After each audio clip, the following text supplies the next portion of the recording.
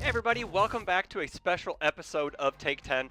I have UVS Games Jeremy Ray, uh, designer of many of the sets in our game.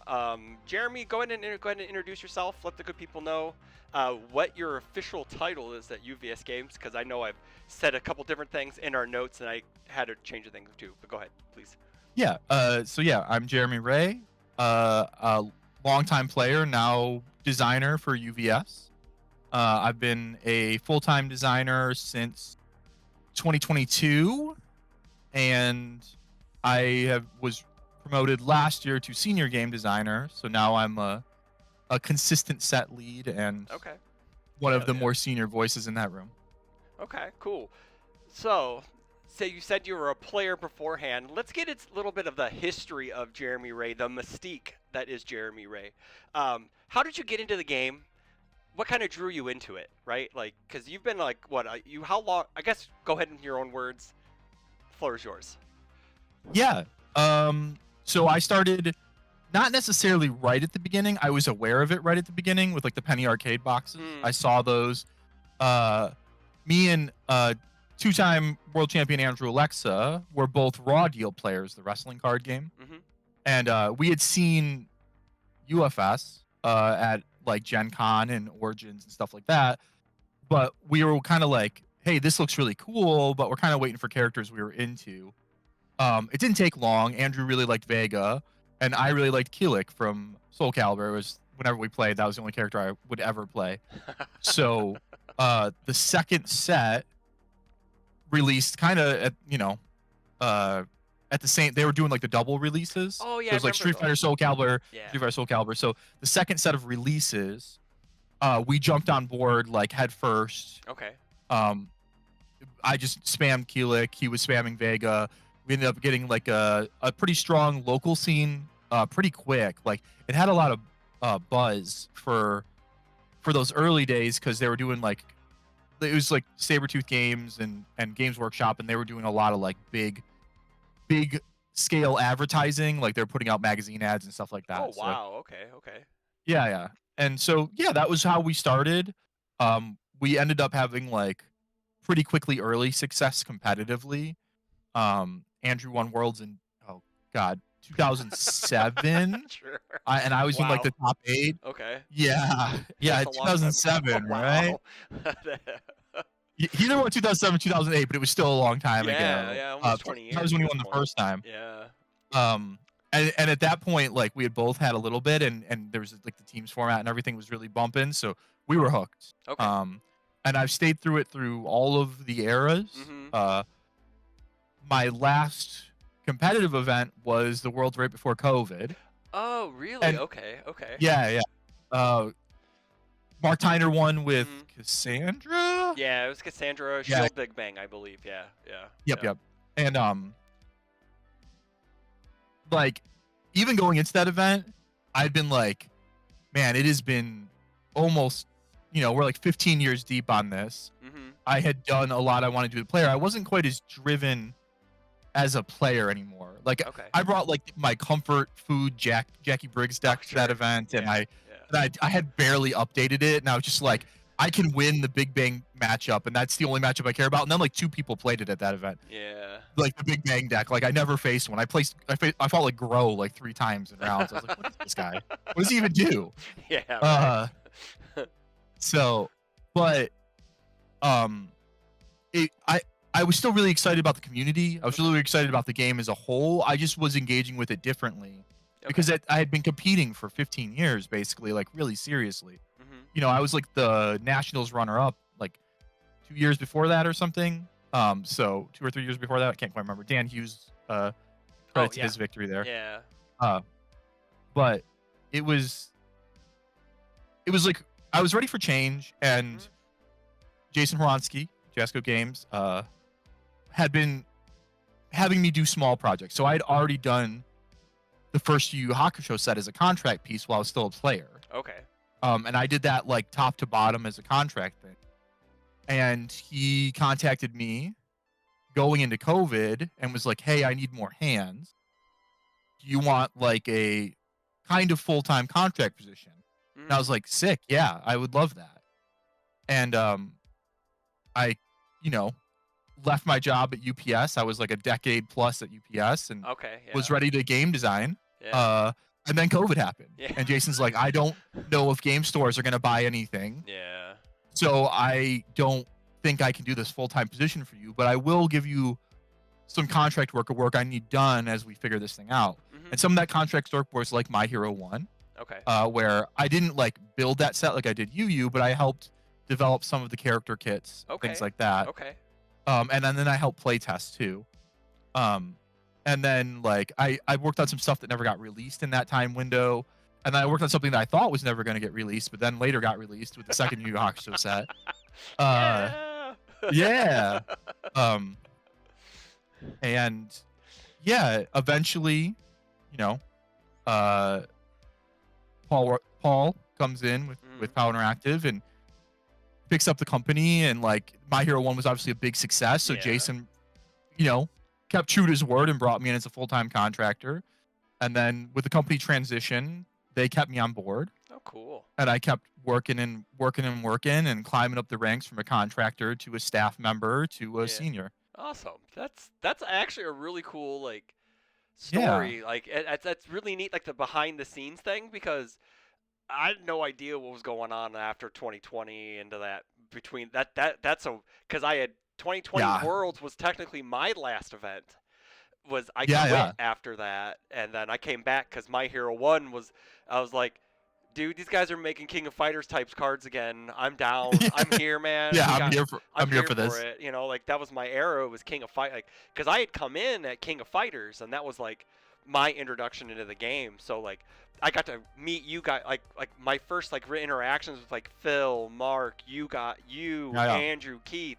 Like you Michiganders were like a second family to like the Illinois kids who were these little young upstarts that Yeah. didn't really know how to play the game very well. So it's like you guys are like our senseis, our Jedi masters to the Padawans, if you will, So it was really cool, Yeah, I would say the Midwest was close. It was always the Midwest play groups have always been pretty close. Mhm. I know it's a little different these days, but Yeah. like Ohio had some really successful historical players, and like we were super close with them. And then when you guys' play group started, coming up and springing up, like we were really committed to come and try, and we would come to the Rockford events and Yeah. stuff like that, and everyone was great. So Oh man, the Midwest players keep it close. like I was thinking, I was trying to find. Remember back in the day when you played Mature 59 at one of the Rockford events, and The Rockford store. yeah, and I found that Dolores meme from Westworld, and it was like Jeremy Ray, heel turn, never gonna happen. Yeah, And it was the heel turn. the Jeremy Ray heel Yeah, turn it's the for heel- Mature 59. Yeah. Oh man. You That could was. blame Tanner. Yeah, I will. That was he built the idea first. I just Yeah. updated it and then Mhm. actually brought it to something. Yeah. So Yeah, that's also something. Another idea you have given me as a side tangent is that I gotta Oh. get Tanner on, because he's kind Yes. of the originator of Mikasa 4. We've heard. Yeah, So everyone who's playing the Mikasa deck is playing the one he played at Louisville. Yeah. That man, He was the first person to top cut with her, I'm pretty sure. And mad scientist. Yeah. I think he lost Yeah, to yeah. Jacob Masur in round 1 and then won out because. yeah, then like ran the table. And then he Yeah. lost to our eventual winner, Yeah, Wub, Wub. or Wub, Yeah. in top cuts in a 3-game set where he was that close to winning it. That's so. crazy. It's so wild. Yeah. Okay, question 2. As a player, I guess you kind of lead into a design aspect too. What kind of characters and deck archetypes do you find the most rewarding, either as a player and or designer? Okay. I think so. I have like a 2-part answer to this. Okay. As a player, I have playstyle preferences. I like long strings. Okay. I like cheating progressive and stuff like that. Like I like drawing a million cards because who doesn't? But I like long string decks, like in particular. Okay. That's always been a favorite playstyle of mine. The Super Skullman decks that I played Yeah. competitively for a lot of times were really big on strings and stuff like that. And even before that, I was playing like really old things. Like my favorite card of all time is a really old card called Eighth Bill of Punishment, Okay. where if it was the last card, if you played it as your 8th card, Mhm. it was an unblockable and it got a bunch of extra damage, and it also Ah. passed for free. Okay. Yeah, We see where the Suzaku card came from. Then that's okay. It is 1,000% influenced by that card because 8th Bill Punch was my favorite card of all time. Oh hell yeah, I'm down. But so I like long strings, but also I am as the kind of card player archetypes go, I'm super Johnny coded. Okay. I want to play my favorite character. I'm not going to play characters I don't like. You'll never catch me playing an Elder Toguro deck. I think he's weird and slimy. Yeah, he is. I try to make sure he did cool stuff but I don't like him. He's weird and slimy. So I'm always gonna play I have a perpetual Kurama deck that I've maintained basically since UU1 and then switched to the new Kurama and things like that because he's my favorite character from UU. Although I love Kuwabara too. Sure. And there's that's my first priority. Even if it's not my playstyle fit, I'm gonna play my favorite characters. That's priority one. But what's the best is when the playstyle fits the character loop. Like that. There's a few moments of that sort of things like that. Like I really fell in love with the design of Super Skullman, and he was super big string deck and super fun. There was a moment there where Jin from Tekken, the old Jin, he added a bunch of control checks, and he was a super long string deck. And Jin is my favorite Tekken character. Him and Julia. So I really like playing those. But I'll play the Icky control deck if I have to. If my favorite character is an Icky control deck, I'm gonna play an Icky control deck. I'll do what I have to. Yeah. Awesome. King Ghidorah is my favorite monster. Spoiler. So Whoa, okay. Yeah. And I'll play King Ghidorah how I gotta play King Ghidorah. He's not playing a long string, but he's my boy, so I'm gonna play him. Hell yeah, that's cool. Little inside tips there, everyone. So, yeah. If you know King Ghidorah's Jeremy's favorite character. King Ghidorah gonna be good. We know this. So, I swear I have a reverse version of that bias too, because Elder Toguro is my least favorite UU character. Yeah. I think he's weird and serves very little purpose. Yeah. Besides being a mini boss. Yeah. And I think I made him pretty spicy. Also, my least favorite Godzilla monster is Rodan. And there's a lot of people who have strong opinions about how strong Rodan is. Oh yeah, definitely. I think I might overcompensate when I don't like a character to make sure they do good, cool stuff or something. Yeah, I could see that. You're oh man, I don't like this guy, but I can't make him unlikable. People have to like him too, right? Yeah. He's somebody's favorite character. Somebody. Yeah. I don't know who. Yeah. It's got to be 2 people. Elder Toguro is their favorite character. Okay. Rodan I get more, but Elder Toguro is 2 people's favorite character on the planet. Yeah. I want to make sure those people are really happy with their Elder Toguro experience. I want them to have a cool guy, even if I think he's lame and slimy. Yeah. I mean, I think if I ever see one, if someone ever puts him in front of me, I'm like, man, that guy's lame and slimy, man. Why are you playing him? It's I don't mean no disrespect if he's your favorite character, but that guy's kind of lame and slimy, right? There's so many cool villains in UU, and then there's this weird creepy guy. I'm just not into him. Yeah, come on, we can, Karasu's a cool villain, right? He blows people up. Everybody else on the team is cool. Yeah, except for Bui that is guy. awesome. Yeah, Bui's sick. Yeah, we love that guy. Yeah, it's just kind of funny because I'm kind of not with characters. I think it's more of the play style that gets me to like the character, because I know Andrew Alexa somewhere his ears are gonna be ringing because I hated All Might. In the show, I hated All Might. Yeah. And then I started playing All Might 3, and I had success with All Might 3, and I'm like, this dude's awesome. He's just Superman. Yeah. It's basically what he is. Right? 100%. And I'm just okay, maybe I was a little too harsh, and then the whole United States of Smash thing happened, and I just fell in love with the character. Yeah. And he could all the way around. He could do no wrong. It's just it's a whole. He could do no wrong, So and I've had characters that I've liked. I don't gravitate to. I don't know. Maybe it's just I like certain abilities on certain characters. I've played a Kotal Khan. I've played a Taki. I don't know. I guess if I find a character I like, I'll just play them kind of then they become my favorite character, which is kind of funny. Yeah. Which is they grow on you, which is kind of weird. It's it inverse, but I think that's still reasonable, right? Yeah. If you have it's weird, but you really are kind of spending time with these characters when you play them, and when you play a character, even if you're not necessarily attached to them, they grow on you. There was a time where I played in testing a lot of Vesper from Red Horizon. Yeah. And she was kind of an unpopular character. She was kind of the bad guy in the room for a lot of people.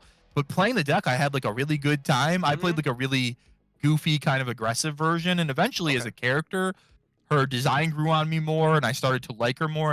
And by I would say now she's probably like my second favorite of like the Red Horizon Yeah. characters, Yeah. besides Super Skullman. Oh, sure. So Yeah. Yeah, I was a Vespera player when I first like yeah, started because I liked the reversal mechanic so much, and I liked yeah, the controllability and being like, well, I'm going to control the pace of the game, and I don't know, like it's her other problems aside, but like she was just a yeah, lot of fun to me yeah, to yeah. play that style with that control deck style because I didn't know I was a control player at heart. I can't play Yeah. aggro. I'm really bad at it. I just can't. It's It's weird. Yeah, you it's gotta hang out weird. in Atlanta for a couple weeks. They'll get you Yeah, ready for yeah, I know. aggro. Look at me. Yeah, I know. I gotta test against Keenan. That man will teach me light years Yeah, of yeah, they'll teach you the aggro. ways. Yeah, Although he's the kind of he was kind of the control player of the aggro players. To be fair, yeah, he grew up in the mean streets of aggro Atlanta. yeah, yeah. I consider him like. I guess like a lot of the old timers, the Mount Rushmores, like yourself, Phil, Tim, Broberg. You guys have like this way of morphing your play style to whatever like the meta meets, and it's really cool to see like the differences of how you guys can like the old school guys, the OGs, if you will, can Yeah, turn on a dime like that. It's like when I had Tim on Tuesday, I was like, Tim, I never usually bother you before a tournament because you're just like locked in, and I don't like want to mess up your mojo. And he's like, I'm not a starting pitcher, man. You can come talk to me. It's just like I just don't. And, people have like their mantras, their yeah, yeah. rituals before tournaments. Like it's just kind of cool to see that, like how you guys can just flip on a dime or whatever, morph your play style to that, and it's kind of inspiring for us middle-aged to younger kids in the You game, want some right? stuff. You're a real guy. Uh, but I think the key there is versatility. Yeah. Like experience breeds versatility. Correct. Playing a lot of different deck styles is valuable. Mhm. Learn more about how they function and how when things aren't going right in your desired deck style, Yeah. how you can pivot. Ben Shoemaker is one of the best aggro players of all time, and he's won a lot of control games. Yeah. Like that. It's just kind of a matter of getting those reps. He Sure. didn't start there, but he's been playing since 2009 or whatever, Yeah. 2008. Yep. Actually, I think he's probably a 2007, 2006 guy. Okay. And you end up getting there. Like you Mhm. end up learning how to play a lot of styles, and I think our game is almost uniquely positioned to where it feels like you can learn something about how to play the game, even 20 years in or so, like I am, where it's like, oh, like I could have played that line a lot different defensively. Mhm. And I think to my own like changes where it's like I was really obsessed with never let anything touch me for a long time in this game, like Yeah. my early days. And Yeah. then, uh other play groups were like, I don't need to block it if it's not going to kill me. Sure. And like Yeah. at points that is the right play line. Yeah. It's not always the right play line, but at Correct. points Yeah. it is. Yeah. And that was a play line that I had to learn, and I don't think I figured that out for I don't know 8 years or something. Oh, wow. How to Yeah. play that how to play that line somewhat Mhm. correctly. You know what I Correct, mean? yeah. So, Yeah, when the game came back out with MHA1 where we restarted everything up, and I was like that too, because like UFS days, you don't let anything touch you because like momentum was a premium, your life total was a premium.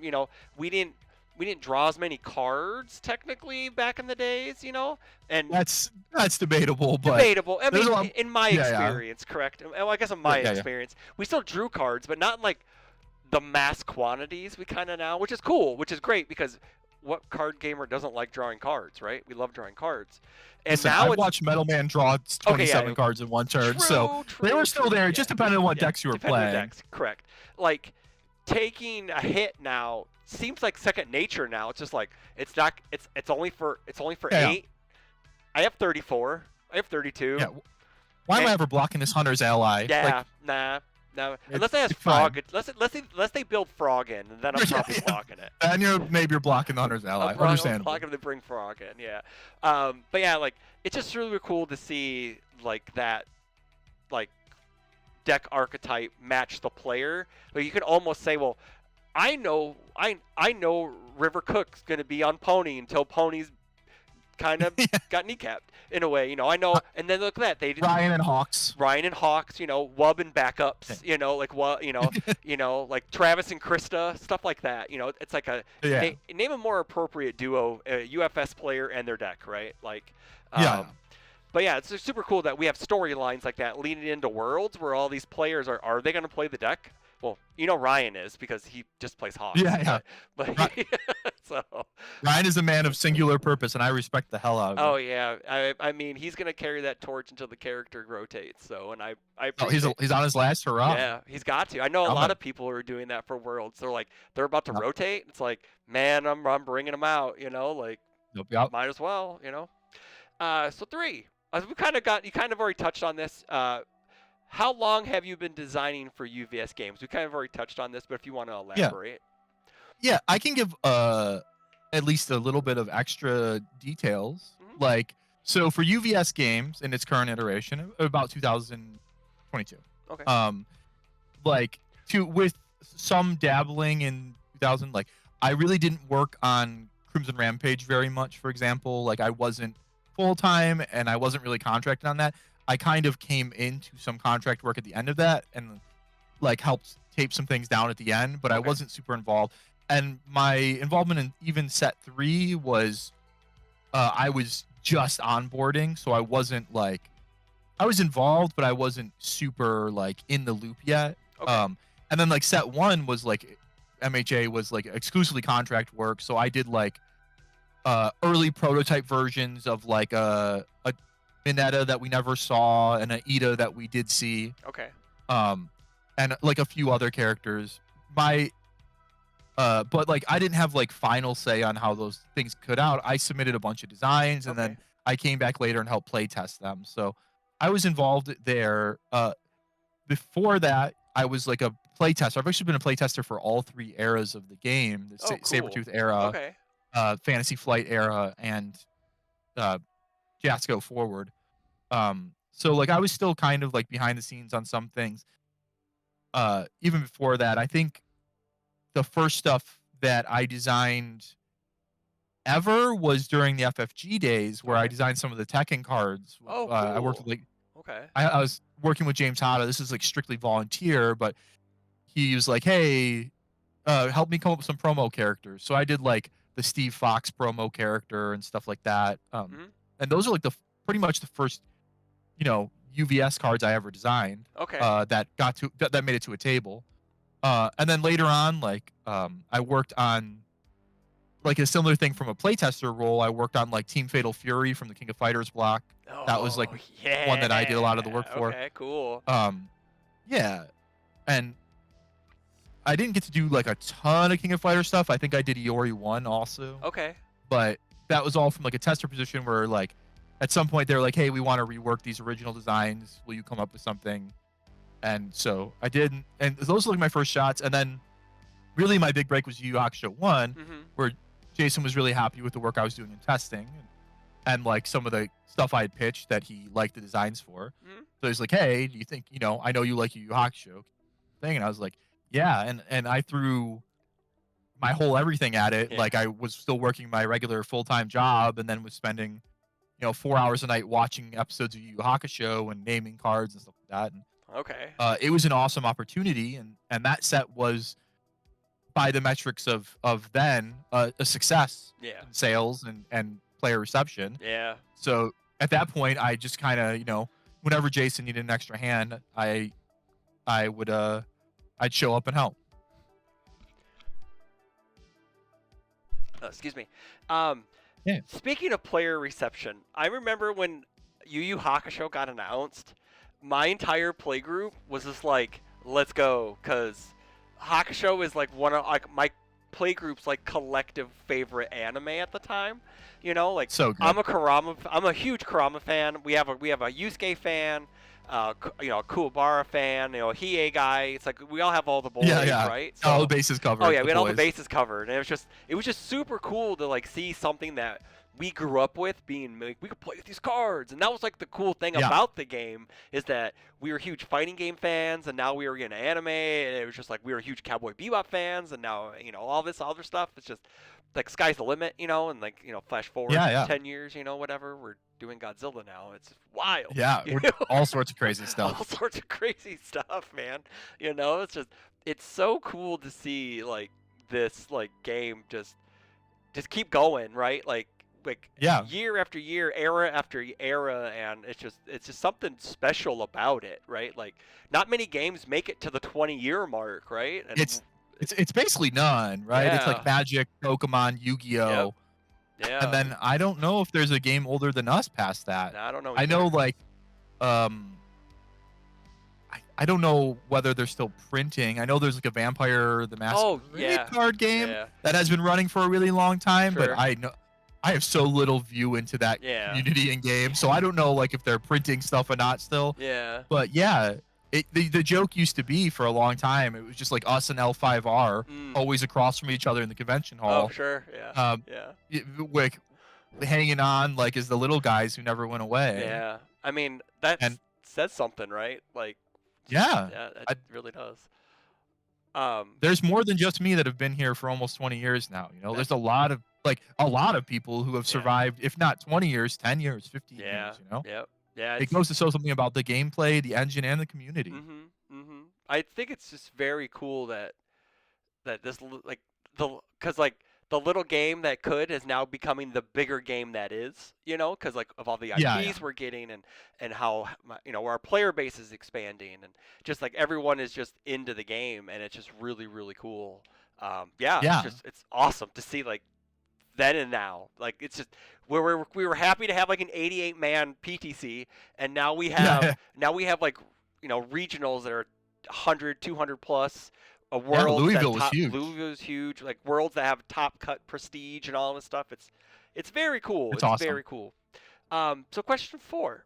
As a set designer, what parts of the design process do you oversee? Yeah. So this one is both kind of simple and really complex once you get into the woods. Okay. But the simple part is when you're lead designing a set, you're going to put most of the words on the cards with the help of, one or two other designers, depending on who's available and who's like your second and stuff like that. Yeah. You're also going to think of the thematics. And so like you're probably going to name the cards, or you're going to name the cards with the help of somebody on the team who's maybe like more familiar, like adjacently. Like sometimes, like with Critical Role stuff, we had a lot of Critical Role fans on staff. So like naming stuff was like a collaborative process. It wasn't just a lead thing.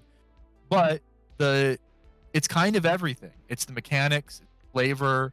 Art depends, and that's different from IP to IP. Okay. But you do like have some like, I want this to be, a character stabbing another character with a dagger is something you can say. Yeah. You don't always like get the specifics of that because Sure. it depends on what art's available, Yeah. what art you can get. But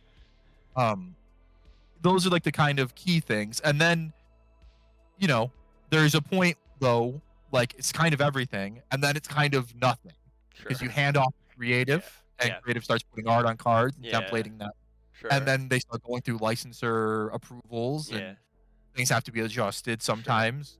Usually something like, it's pretty rare that nothing would need to be adjusted, honestly. I mean, that's a rare win if it does, right? Like it's just like Yeah. I can never think of like a full like Yeah. there's certainly cards that like go Yeah. 1 to 0 like Sure. but it's a little bit of everything. And then Okay.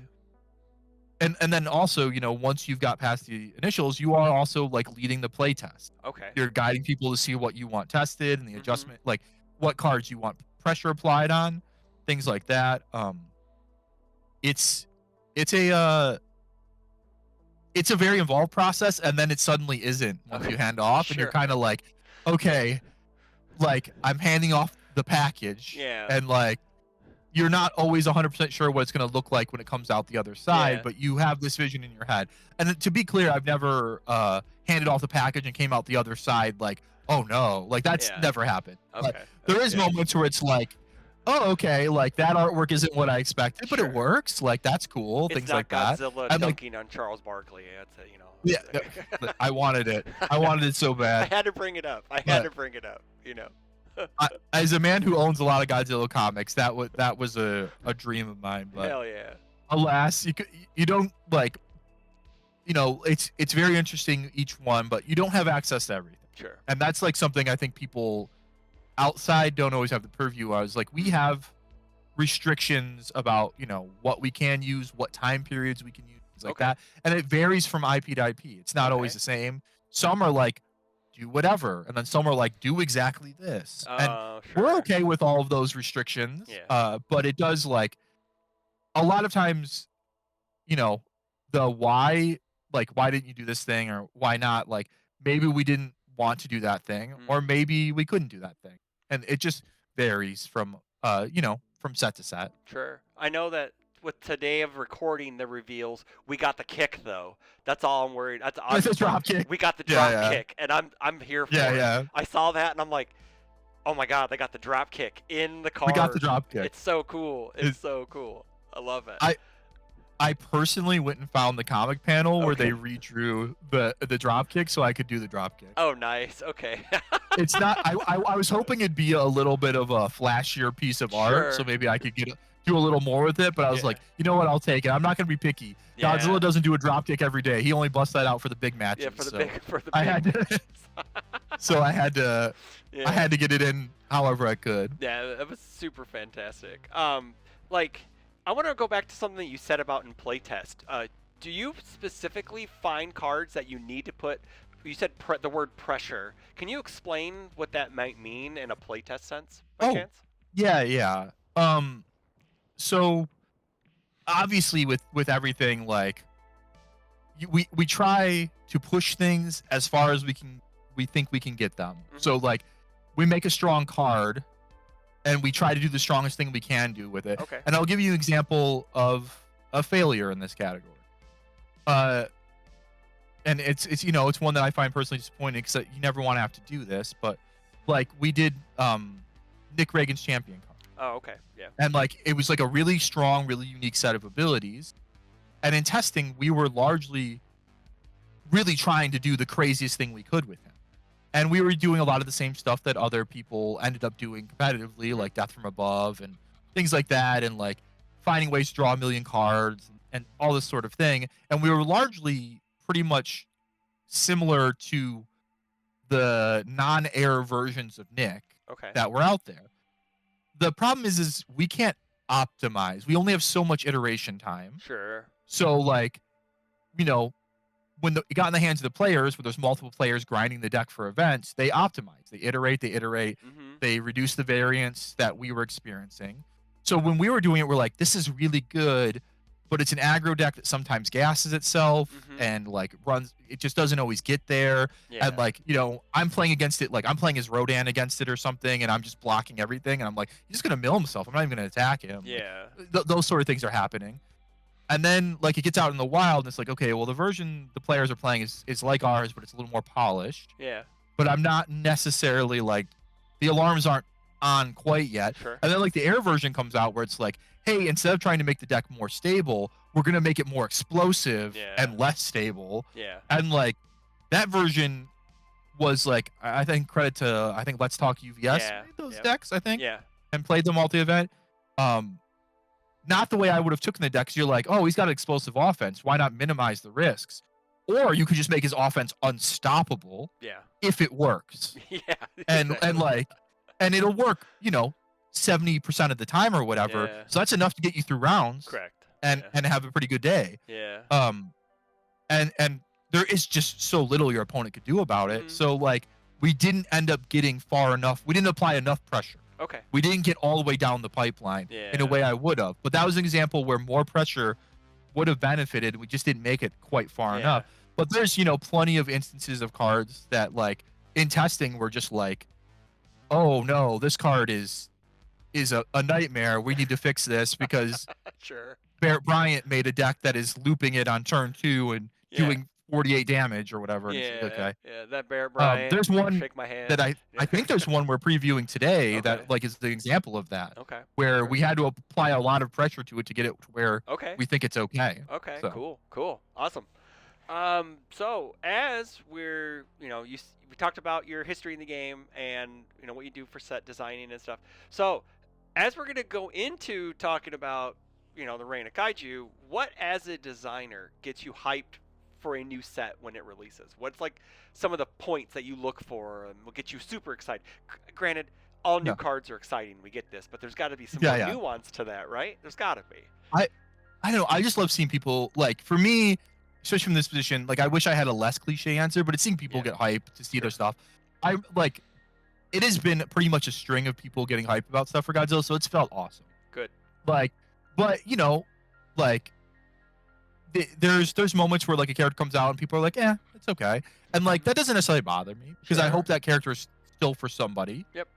But what is really exciting when someone sees Mothra and goes, "This is the character I've been waiting for." Like, Yeah. I love to see stuff like that. Yeah, Like, this yeah. is, I saw like the absolute excitement when people were talking about Biolante early on. Oh Was yeah. like, I had a great day that day. I felt good all day. Like, I was like, yeah. this is exactly how you want to feel. You just want to see people get excited about the stuff. You were like and Peter Parker in Spider-Man 3 after he's yeah, lost his powers. yeah, I'm dancing down the street or whatever. Yep. Yeah, yeah. That's the biggest thing. Okay. And then there's like a second wave of excitement when people start to get the cards in their hand. Oh sure. And they're like, oh wow, this looks incredible, or like this is awesome, and like seeing the decks they're building, Mhm. seeing the ideas. 'Cause, like once it's out there, you're like, all right, people are gonna think of stuff that I never thought of. Hopefully, it's not a problem, but I'm still excited to see what they come up with. Yeah. Like, there's some characters who like can do some pretty spicy stuff in this set, Mhm. and we tried some of that spicy stuff. We think it's probably okay, but like, there's 6 of us, and there's Thousands a couple of us. hundred of people. Yeah. Yeah, I was gonna say there's a couple thousand players and a couple hundred that are gonna really try to do something Mhm. wonky with. Yeah. You know what I mean? So, Yeah. you never know. But there's that initial wave during preview season, and then a second wave of when people actually have the cards in their hand, and Yeah. they're both awesome. I compare my job to being a cook a lot, Okay.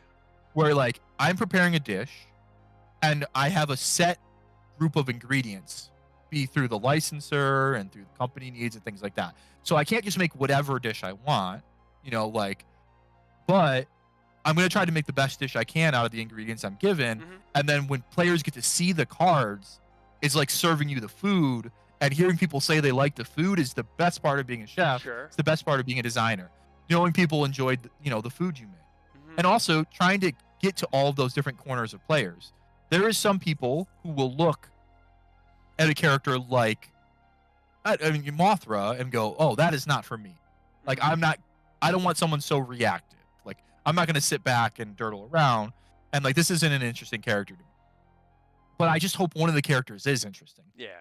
Like, I hope, okay, I didn't like Mothra, but Gigan, now that's a dude with words that I like, Like, Yeah. that's what I want to see. Like, I had that exact conversation with a buddy of mine. I'm like, that Mothra character. They're like, no way, man. That Gigan character. I'm gonna be drawing 1,000,000 cards. And I'm like, yeah, you will. Yes, you will, sir. Yeah. All right. So should we go ahead and get into Reign of Kaiju stuff? yeah. Okay. Cool. So yeah. So really, the big question on everyone's mind is, or at least on my mind, because I wrote them down. With the success of the Challenger decks, do you feel there's a bar for this set to meet or exceed? Like how well those decks did, right? Like those decks did so well. They sold out. Everyone loved them. I don't think you can find a sealed Godzilla one anywhere. Like literally, It's tough. I don't think you. I think you. I know you could find Ghidorah and Rodon because no one likes playing stinky control decks. Everybody wants to aggro Yeah. everybody down or just look at a pretty moth. And yeah. So do you feel like there's a bar that you need to meet or exceed for this set?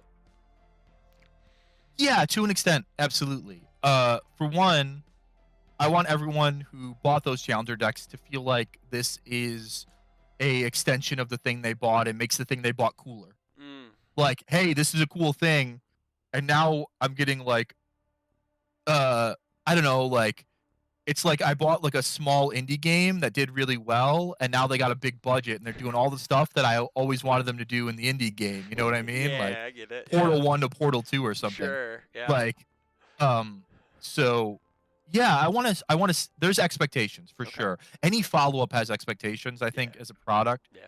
Um, the and the first thing you want to think about is just like, all right, I want to satisfy the players, but I also want to satisfy the fans of the IP, and I want to satisfy the people who experienced the previous product and liked it.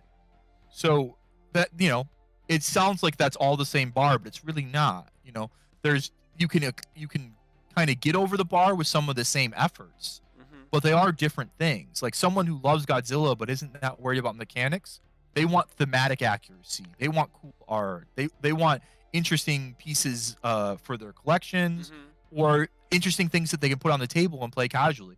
One of I think the big successes of the Godzilla Challengers was Godzilla himself being like a pretty approachable character for newer players Yeah. and a character that then transitioned to competitive play for those players. Mhm. So I wanted more experiences like that, and I also wanted to extend those experiences for those players who had them.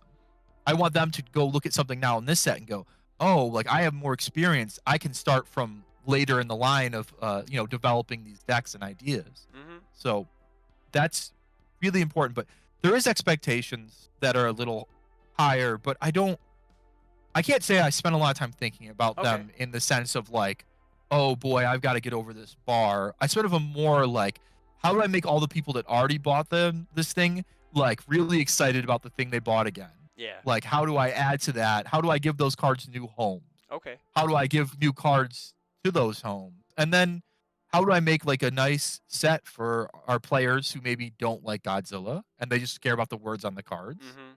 And then, how do I make something that Godzilla fans that don't care about the words on the cards, but they care about the guys in the art? Yeah. Like, I want to make sure all those parties are satisfied with the experience in this. So once you kind of have those signposts, they're not mutually exclusive. You just work on all of them. Okay. You push forward on all. Like a good play experience for previous customers should lead to a good player experience for existing players. And then good thematics and good art makes it feel like a more complete package for the players. Mhm. They look at these pieces and they start to like them. Maybe they start to care about these characters a little bit. And then the collectors, they will appreciate the authenticity, the trust. Like, hey, they actually, give a crap about which version of Mechagodzilla this is and things like that, Yeah. Like what era, like I'm far enough into the Godzilla woods where it's like I have a favorite era of Godzilla film, Okay. things Okay. like that. So Okay. My and team, like my for teammate Will has one of those. He has a favorite era too. yeah, Of Godzilla. yeah, yeah. Yeah, and and there's no genuinely in that category. This isn't like this is follow up with a sarcastic answer. Yeah. I don't think there's a wrong answer. Each era brings different Yeah. things. Yeah. I really like Millennium. It's like one of the newer eras. Okay. I think that those movies were a lot of fun, and it's something I watch Godzilla movies to have fun. Sure. Like that is Yeah. what I'm here for. But I like all the eras. Okay. Yeah. But it's something that they care about is that authenticity. Like you are really trying to reflect the actuality of the characters and the names of the cards and the Mhm. art and things like that and different versions. Like I was excited. I'm not like a huge Rodan fan, but I was excited to get to do Fire Rodan. He's like the coolest Rodan. He's a Rodan that's on fire, basically. Yeah. He comes out of a volcano Come and off does a stuff. volcano. Like Yeah, he's he's awesome. on fire. Yeah. Yeah, like It would have been really that's funny great. if he didn't have fire on him, but I thought that would have been hilarious. Yeah. Listen, people have still never forgiven me for not putting air on Hawks, so Yeah. I Oh, couldn't have sure. missed this True. one. Yeah. I will never hear the end of that one. So talking about characters and in the set, Yeah. so like go to kind of backtrack on a couple of your points. Like, I am not the biggest Godzilla fan by any means, but I've watched some of the movies. Yeah. Like I said, I watch them for fun.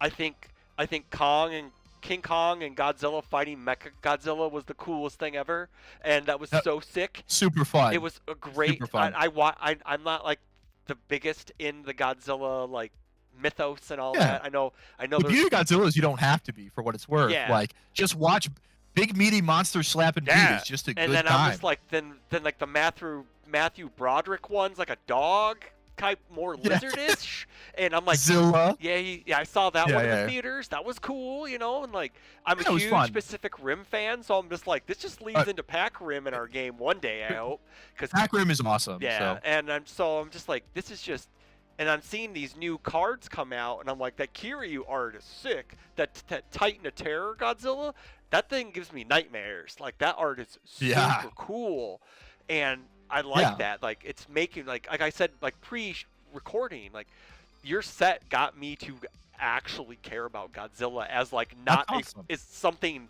outside of the set. Like the set's cool, and I'm like, all right, maybe there's something more to this Godzilla than just big guys, big meaty monsters slapping skin.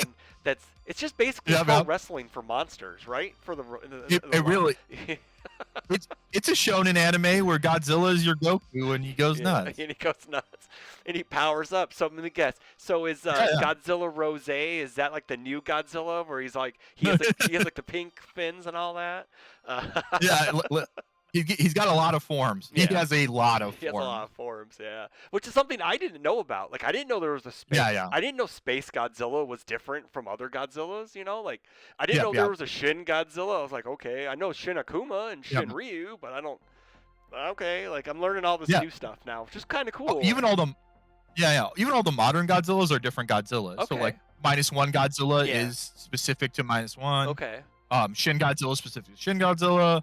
And then like, the Godzilla in the legendary Monsterverse is his own monster and fights Okay. with and against King Kong Yeah. all the They're time. best friends. Yeah, they just hang out, I guess now.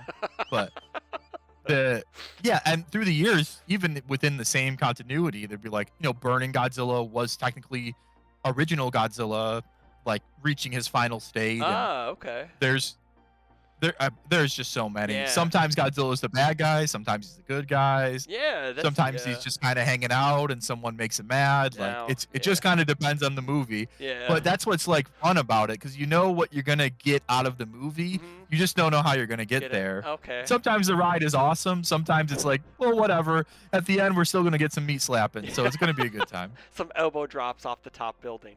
We love it. Yes. So as we're talking about characters, how did you figure out which characters to put in the set, and which ones are your favorites? Yeah. So this is an interesting question because it varies a little from again like set to set Yeah. how this works.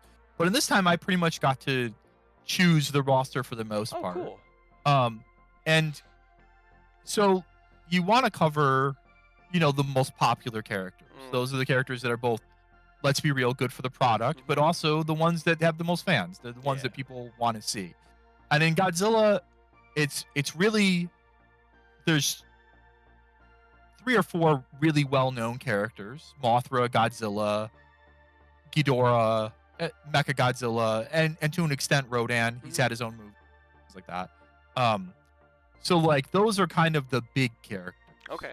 And there's a lot of different versions of Godzilla, and getting to capture some fan favorites was something I wanted to do, and things like that. And like there's some really cool stuff about like the Shin Godzilla stuff in this set. There's very little artwork in this world of Shin Godzilla. He's Oh, that's a live interesting. action movie fundamentally, Okay. and he really hasn't shown up in like comic books or anything. So the art we have for Shin Godzilla is some of the only art out there for Shin Oh, wow. Godzilla, and that's Okay. a really cool thing. That is like, cool. and it's a official art, like Toho approved. So Mhm.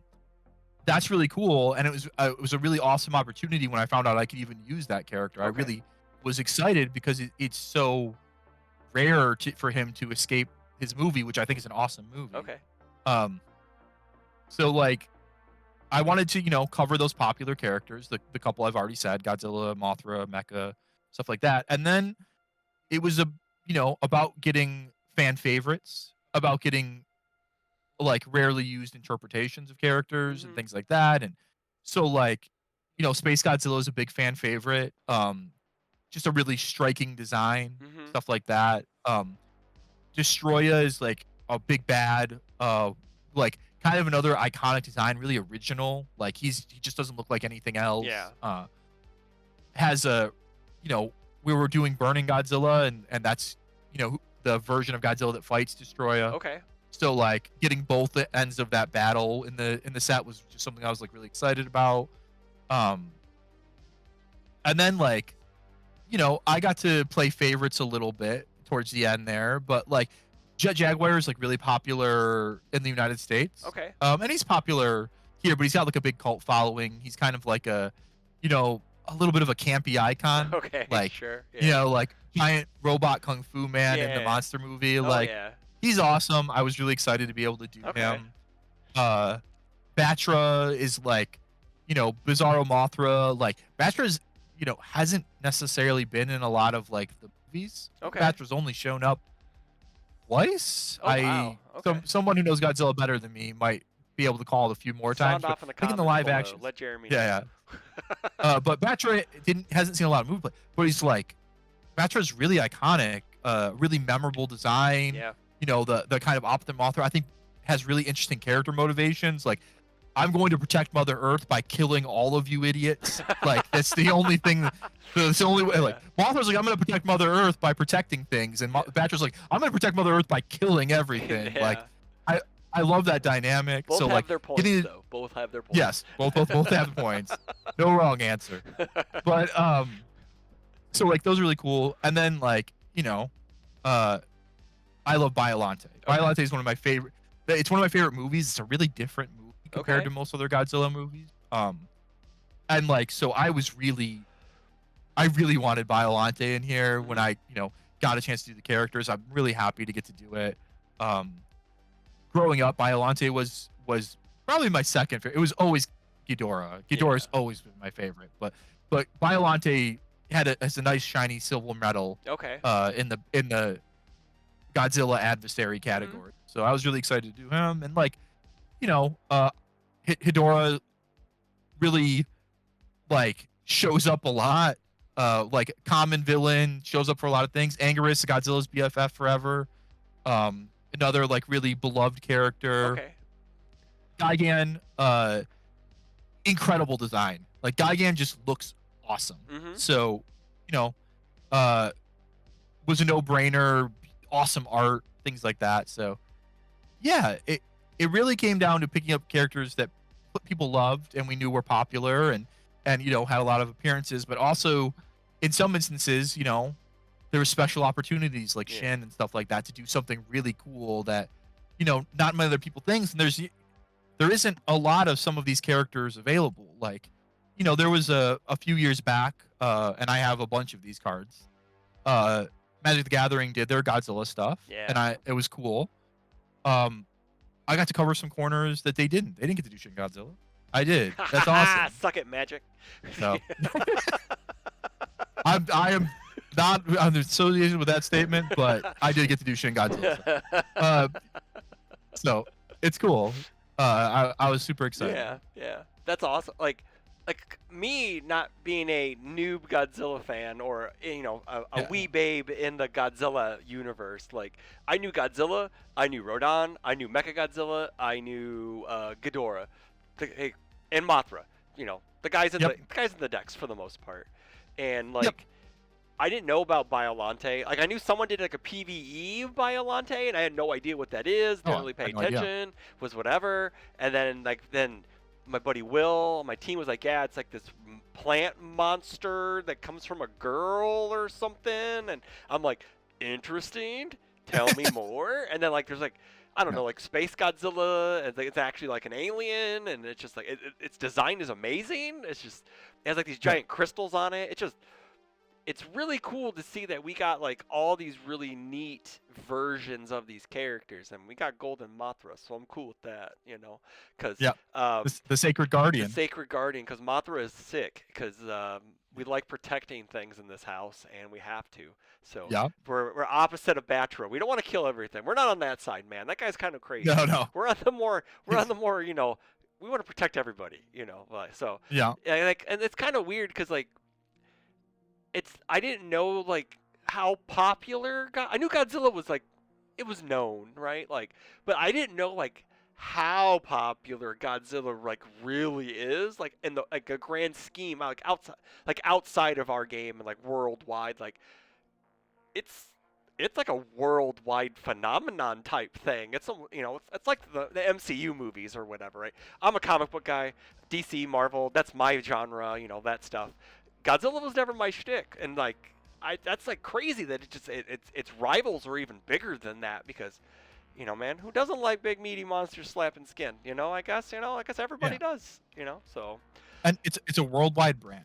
I think people underestimate how big it is yeah. in everywhere on the globe. Like Mm, you can go to, almost any nation and there's some percentage of that population who love Godzilla. yeah. Um it's been around since 1950s and That's so like crazy. still going strong. Yeah, Like, that's wild. you know, it there's something to be said about being an icon of that scope. It's not unlike Mickey Mouse or something Yeah. to an extent. Yeah. Like it's funny because I don't think any people lump those two characters together, Mhm. but they really are like international icons. Like Yeah. if you ever see a giant lizard in anything, there's a 50% or better chance it's a riff on Godzilla or just Godzilla. Yeah. Like that's how prolific he is. Yeah. And um it really, it shows in like, the popularity of the challenger decks, which like even I wasn't quite sure how that was going to go. Like, but the Godzilla fans really came out for it, and I really appreciate it because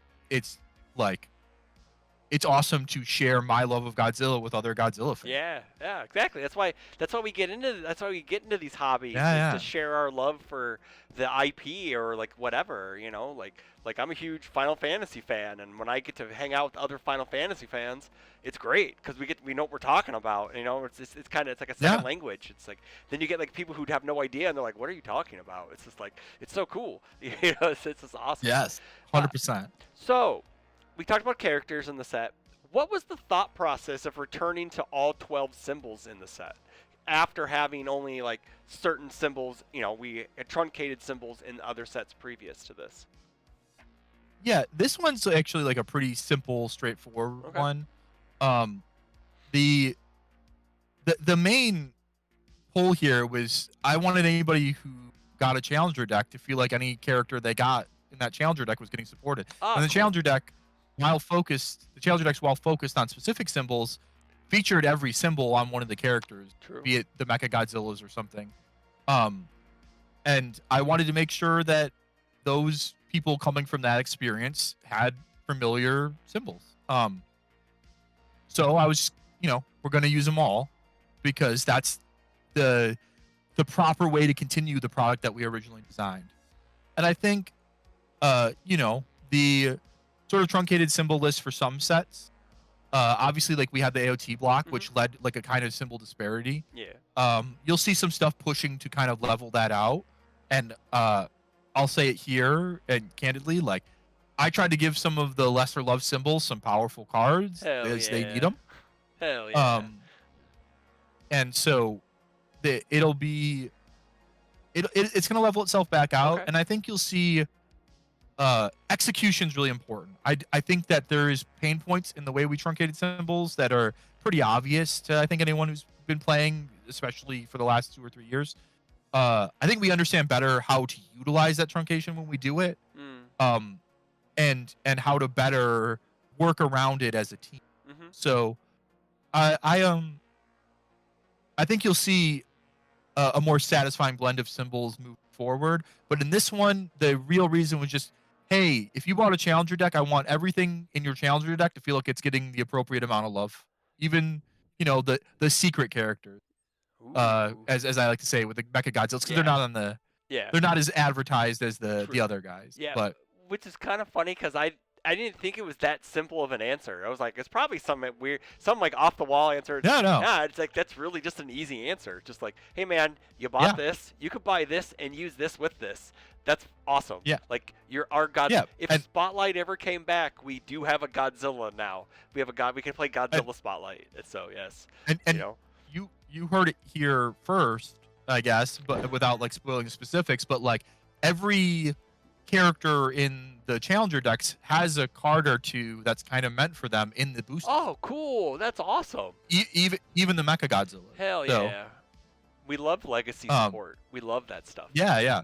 Oh, the old Kiryu gets a nice glow up with his stuff. So Oh, okay, I'm down. yeah, because yeah, we were mentioning because of the reveals today, were like a Mecha Godzilla package, and I was just like, this stuff is sick. This makes me want to play Mecha yeah, Godzilla yeah. Kiryu. This stuff makes me want to play these characters, and I think that's kind of cool. Like when you have cards that someone who's never been interested in playing those characters or wasn't now wants to be like, I'm gonna try that stuff out instead of just having it sit in my Yeah, binder. yeah. Right? That's really cool. I like that. Um, Yeah. what was the inspiration behind the power token? Yeah. This is kind of tricky because Sure. it's comes from a couple different ideas. Okay. But I, when doing this set, wanted a kind of temporary object that the characters can interact with. I Okay. wanted something that like could represent destruction and had strength and power, and I went through a couple different iterations of this idea. Um, and really, like, the clear DNA is something like some versions of like magic tokens, your treasures or Mm-hmm. whatever. Like that was kind of, I love the way that I guess probably Magic's treasure tokens were one of the bigger influences. The different ways that they found to use those. Okay. I wanted a game object like that to be able to do similar things and create similar interactions. Okay. So I thought some of those interactions are so cool. Mm-hmm. But I needed something that was like thematically accurate to Godzilla. And I know you're not like a big Godzilla thing, but a absurd percentage of Godzilla movies ends with him charging up a big mouth laser for Okay. 5 minutes and then shooting it through a guy's chest. I So mean, no one does. um His rival doesn't do anything. Just stands there and looks at him while he charges. usually stuff's happening, Okay, or okay, he gets okay. like a power boost Okay, from okay, something, okay. or he gets electrocuted or something. Yeah, yeah, There's yeah. a lot of different ways Yeah. we get The there, guy but a gets lot of it stunned. is like, yeah, like, you know, Godzilla charged up his huge epic heat breath Okay. and blasts through his opponent. Okay. And like, I wanted, and all the monsters have this sort of way that they charge up their big special attacks or utilize it to some extent. Okay. So like power tokens became the thing that made sense to me to express that, and kind of that sort of growing power and the different ways monsters get it, Mhm. and the way they use it. Like Mothra, like, when in defense of her larva or of people, gets stronger. So when you block with Sacred Guardian, you get a power token Yeah. because Mothra finds strength through the urge, the need to protect and help. Nice. And then Shin Godzilla wants to kick every building down in all of Tokyo, so he's gonna get power tokens every time he kicks a building down because that's what he's trying to do. I love it. So I wanted these to be expressions of the ways Yeah. these characters, interacted with the world around them. Okay. Okay. I like the idea of it too because the word power itself is so generic. Like it could come in. Oh, It it's very reusable. You could use it somewhere down the line, and like Absolutely. let's just say we get like a superhero set, and they become Yeah. powerful, and whatever. Yeah. Superheroes, use power in their own ways. Yeah. Like, So it's just and really, yeah. and everything. Anime has tons of ways of Oh, yeah. measuring power Oh, yeah, and definitely. growing power and Yep. charging up attacks. Super So Saiyan Goku. There we go. Right. Yeah, let's say. Literal power levels, right? So Exactly, like, yeah, 9,000 of them. so yeah, it's So, it's a mechanic that I very deliberately designed to be Cool. like, hey, it could get outside of the confines of Godzilla, yeah. but it was just an awesome fit here. Mhm, mhm. And something, and this is something I'll talk about at least a little bit here. I know some people are like, disappointed when mechanics don't come back or don't come back as often as we'd like or something like that. And a lot of that is like a thematics thing. For example, my favorite mechanic of the last couple of years is Shift. Shift. I Okay. love Shift. Yeah. I think Shift is really cool. Cool. I just think it's neat to be like, hey, this one game object becomes a different game object, and Mhm. it creates a different sort of value. But we're not going to throw Shift just everywhere Yeah. where it doesn't make sense thematically. True. Like, you need to have a reason to use. Mhm.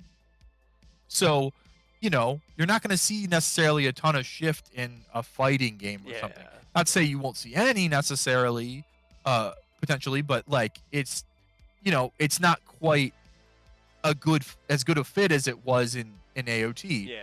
So we try to make sure that like a lot of these mechanics have like homes that make sense. Like we're not gonna violate our desire to keep thematic, authentic experiences to the things we make Yeah. to just slap our bunch of our mechanics. Yeah.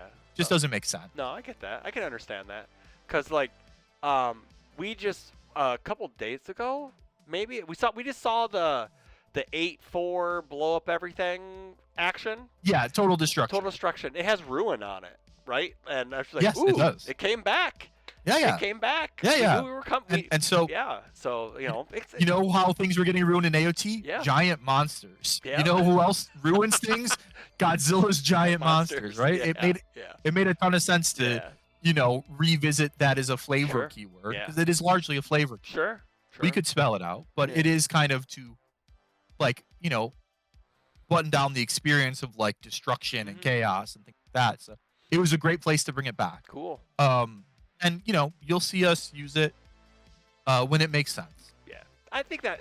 But I think that does make sense when it makes sense. I mean, we're saying makes sense a lot right here, but yeah, it does. Yeah. So, as a designer of other UVS sets, oops, I almost said UFS. So I guess you did a UFS set or two. It's okay. We talked about UFS. Okay. So, where does this set rank against the rest of the other ones you've designed? You have to pick a favorite, Jeremy. Pick a favorite. Yeah, I was gonna say. Pick a favorite child. So. This is really difficult. Yeah. This is the thing I will say. Okay. It's the one I'm the most satisfied with. It's the one I feel like I had the greatest level of understanding with. Okay. And it was for an IP I absolutely love. And I'm just really happy, with what I did there. I'm really excited for people to see it. I love every project I've worked on. And I feel like this answer might be the same for the next one because I'm a learning designer. Yeah. I've been doing it for a while now, but I really just kind of was dabbling in it for so long as like, contract work or whatever. And the experience is really valuable. I feel like I learn every time I make something, I learn some more. Okay. I don't remember if I ever talked to you about like my notepad, and it's something that's like I think I have to keep private for the foreseeable future. Yeah. But I have this notepad of like every card I think I screwed up. Oh, sure.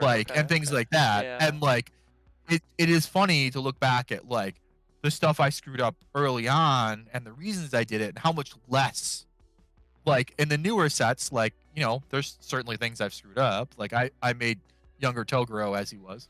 But like the I won't say anything. I liked that guy. That guy was cool. But yeah. I think he's thematically awesome. He's but thematically he was awesome, just way. Yes, he's very powerful. He was way too strong. Yeah, he's very powerful.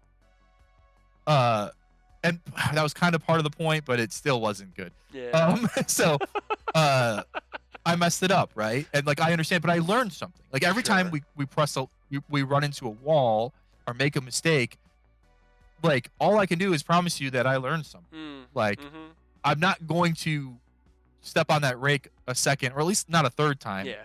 Maybe sometimes twice, but never 3 times. And Godzilla is the sum of all those learning. Okay. Like I really got to do it, and I got to do it in an IP that I just really adore. I grew up with. I've had. They're all over my house in various states of like little Godzilla Ghidorah figurines specifically, and Ghidorah plushes and the Ghidorah Beanie Baby. Like that's that's a real thing. I have it. That's crazy. Yeah. Like I well before I ever worked on a Godzilla project, those were all over my house. Yeah. So it was really a treat to work on it. There's something I love about every set I work on, but this is the one where I feel like I had the most like the most experience and understanding of what I was working on and what I wanted to accomplish. But like I love Yu Yu Hakusho 1 because it was the first thing I ever did. Like, and like I was so out of my depth, and I think I still managed to make something pretty great. You did. But like, boy, I worked really hard to do that because I. In the chef analogy, like I didn't even really know how to crack an egg yet, so there was eggs all over the kitchen while I was doing it. Sure. Like, sure. like it was messy and time consuming, and Yeah. I'm super proud of what I made at the end of it. Mhm. So there's different reasons for sort of things, but I love this Godzilla set, and I'm so happy I got to express it.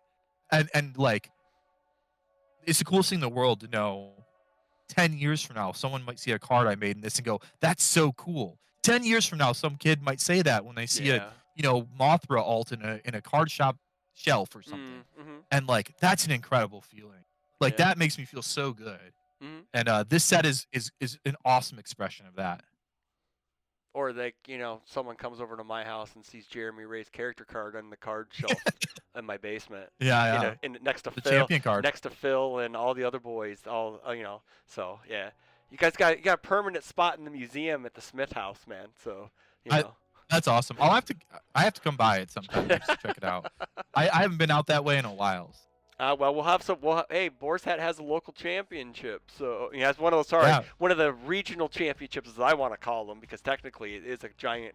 It is a championship Yeah, of yeah. the store. So, maybe you can come visit and hang out. And Maybe I'll make it out. We'll figure out the that'd be date. sweet. Hell yeah. I think I liked I liked your answer because you still said you liked everything else, but you still kind of picked your favorite, but didn't pick your favorite, Yeah. like a parent should. So yeah, Yeah. You have to make sure every kid is loved in some way. yeah. But I think that is it's kind of the honest answer because Yeah. it's hard to look at them and go like, "I love you, little darling." Oh, It's sure. like Yeah. because it's you don't. And again, like I go back to this analogy all the time. I don't like serve a plate of food to somebody and go, "I love that plate of food." Sure. Yeah. I go, "I cooked the heck out of that plate of food." Like that, that steak is a perfect medium rare, like they asked or whatever. Yeah. Like you're satisfied, Yeah. but also you're proud. Like, Mhm. and that is the part that is kind of like a kid. And I am really proud of Godzilla, but I'm proud of the other stuff I Yeah. did too. It's great to hear you talk about it. These sets are like building blocks to get you to Godzilla, right? Like we had Hakusho, little projects, Dark Tournament, other things, and now it's like the culmination of the Jeremy Ray Power Up anime is now Godzilla. 100%. Is 100% Godzilla, right? Like it's very cool. I feel truly like I am 100 times better at this than I was a year ago, and a year ago I Nice. feel like I was 100 times better than how I was the year before. Yeah, And that doesn't mean perfect. There is no perfect in yeah. creative design. correct. But man, I feel like I understand more and understand what I want to accomplish more. Like Mhm. I can see characters in different ways that Yu Yu Hakusho 1 Jeremy just couldn't. Yu Yu Mhm. Hakusho 1 Jeremy didn't really care if a newer player understood how to use Kuwabara. He just wanted to make a really cool Kuwabara. Kuwabara. Yeah. Yeah. But Jeremy, who made Godzilla Challenger, was like, I want a character that a new player can pick up and bridge into competitive with. Sure. And it worked. Mhm. And like that was like a really satisfying moment for me. And to realize like I can look at characters in a lot of different ways outside of just make a cool guy. And don't get me wrong, I love making a cool guy. but I can have goals outside of just make a cool guy and try to accomplish multiple goals at once. Sure. All right. So now we've wrapped up the Reign of Kaiju section of the interview.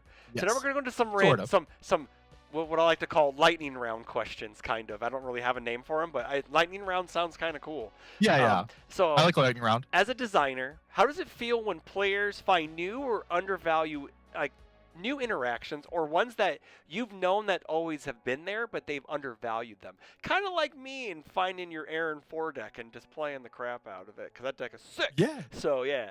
Thank. I love it, and our game is rich with those interactions. It's funny, like, because it's I've been watching I watch a lot of the content. Okay. So I'm watching people's like picks for worlds, Oh, what sure. characters they think are going to do well, Sure. things like that. And I remember in the main Discord, we were talking about Nago from Guilty Gear. Yeah. And I was like, you just got to Thunder Spear barrage people, man. Like I said it in the Discord. I was like, because people were like not super high on him. I'm like, Yeah. that man hits for 100. Yeah, he does. Just Thunder Spear barrage Yep, people. uh-huh. Play attention card and then Thunder Spear. Yeah. And you know, it's been fun to see people go from like, he's not that impressive to like, wait, this is a world's contender. Yeah. Like this guy really can like has some legs. Yep. Yep. That's awesome. I love that. I love people, and like some of them we saw, and like we saw, like some people have correctly been like really hyped about Benny Maru Ultimate Combination. Oh hell yeah, that card. Yeah, That's like, sick. that deck is so cool, and we were absolutely doing that in testing, and it was so cool in testing too. Yeah. Like we're like, this deck's awesome. Yeah. Like now we didn't have again that sort of like we don't have as many monkeys at the typewriter, so to speak. Yeah. So we sure. didn't quite as like refine it as like the really competitive players will. Mhm. But we were still doing the cool fun thing, and it was awesome to see people, nearly off the jump finding those sort of interactions. Yeah. Before no one has even held Jet Jaguar in their hand yet, and people were talking about Electric Moth Jet Jaguar Mhm. to re-ready him on the third one. Yeah. That was something we were doing in testing. That was Yeah. like this cool way to do it, and like he has another sort of trick like that in the set that Okay. kind of lets him get away with that too. Oh, cool. Yeah. So like finding these interactions, and sometimes they find them really quickly, sometimes it takes a while. Circling all the way back to like Tanner, Mikasa Hizuru Hope wasn't seeing any competitive play for a few months after release, really. Yeah. Like no one was super high on her. She wasn't really like rating on the tier list. People were still pretty high on Mikasa from AOT 1. Yeah. Really, like that was the one people talked about as competitive. And now she's, a top 5 pick in every single Mhm. Worlds list. Yeah. But that took a few months. And Yeah. there's even, there's times like that where it came around so far that characters had to get action taken on them. Because I think people forget, but like, no one really was super high on Ojiro 2 for a while. I know it's so He was like a- weird. It took a while for people to come around to him. And Yeah. then he was broken once Yeah. people figured him out. Yeah. Like, yeah. so- yeah. sometimes it takes a little while. Sometimes people are on top of it immediately. Mhm. I think both are okay. There's characters out there like that I'm really high on, and I think people will find their way to them as more cards come to support them. Or yeah. and there's some instances where I think the cards are kind of already there, but people Okay. haven't necessarily got to the next. But at the end of the day, I'm also not viewing cards strictly from a competitive lens. Sure. Like I don't like there is a line that you have to cross as a competitive character. That's just the reality of all competitive games Mhm. in order to be viable. Yeah. And there's some decks that I think can cross that line, but I don't have, there could be competitive players that are testing it and figured out they couldn't. And that's okay. Mm. I'm just glad to know people are trying. Yeah. And it's really cool when someone comes up with something, every time someone like I can't remember his name, so I feel bad not being able to give credit. But like the guy who topped a couple events with Mirko last year. Oh, Josh. Where like Adkins. people were Yeah. yeah. Yeah. Josh Adkins. Yeah. People were like out on her. Yeah. And then like I think he topped 2 or 3 events with Yeah. her, and it was like, no, there's something here. Like it wasn't a flash in the pan, it wasn't a fluke. No, Like, Yeah. and there's some, like I think there's some characters still kind of that had like those tentative success, and there's characters that still could. Like, I'll give 1 or 2 that I'm pretty high on, but like, and I don't think I'm the only one because it has mentioned, but like Donatello's really good. Yeah. Yeah. And like, I feel like maybe he's a card or 2 away potentially. Mhm. Or maybe he's not. Like maybe he's there. Yeah. Like Void got a bunch of good cards. Yeah. So, there's things like that. I'm really high on. There's a character I saw on nobody's list, for Worlds. I'm really high on Isla from oh, the hell Team yeah. Rivals deck. Okay. Yeah. Yeah. I think Isla is crazy. Yeah. I think that character is so good. Yeah. So I'm a little surprised to see a character that can play Megalomania and seal or blank all of her opponent's defenses so effectively Yeah. and efficiently Sure. is like not on the radar. Like, but maybe people have tested it, or maybe it's just too new. Yeah. Like I don't really know the answer to that. But every time I do see something emerge from the mist, it's a really cool feeling. Emerge from the mists. I like that. It's like Yeah, it's yeah, like no one has seen it coming. It's.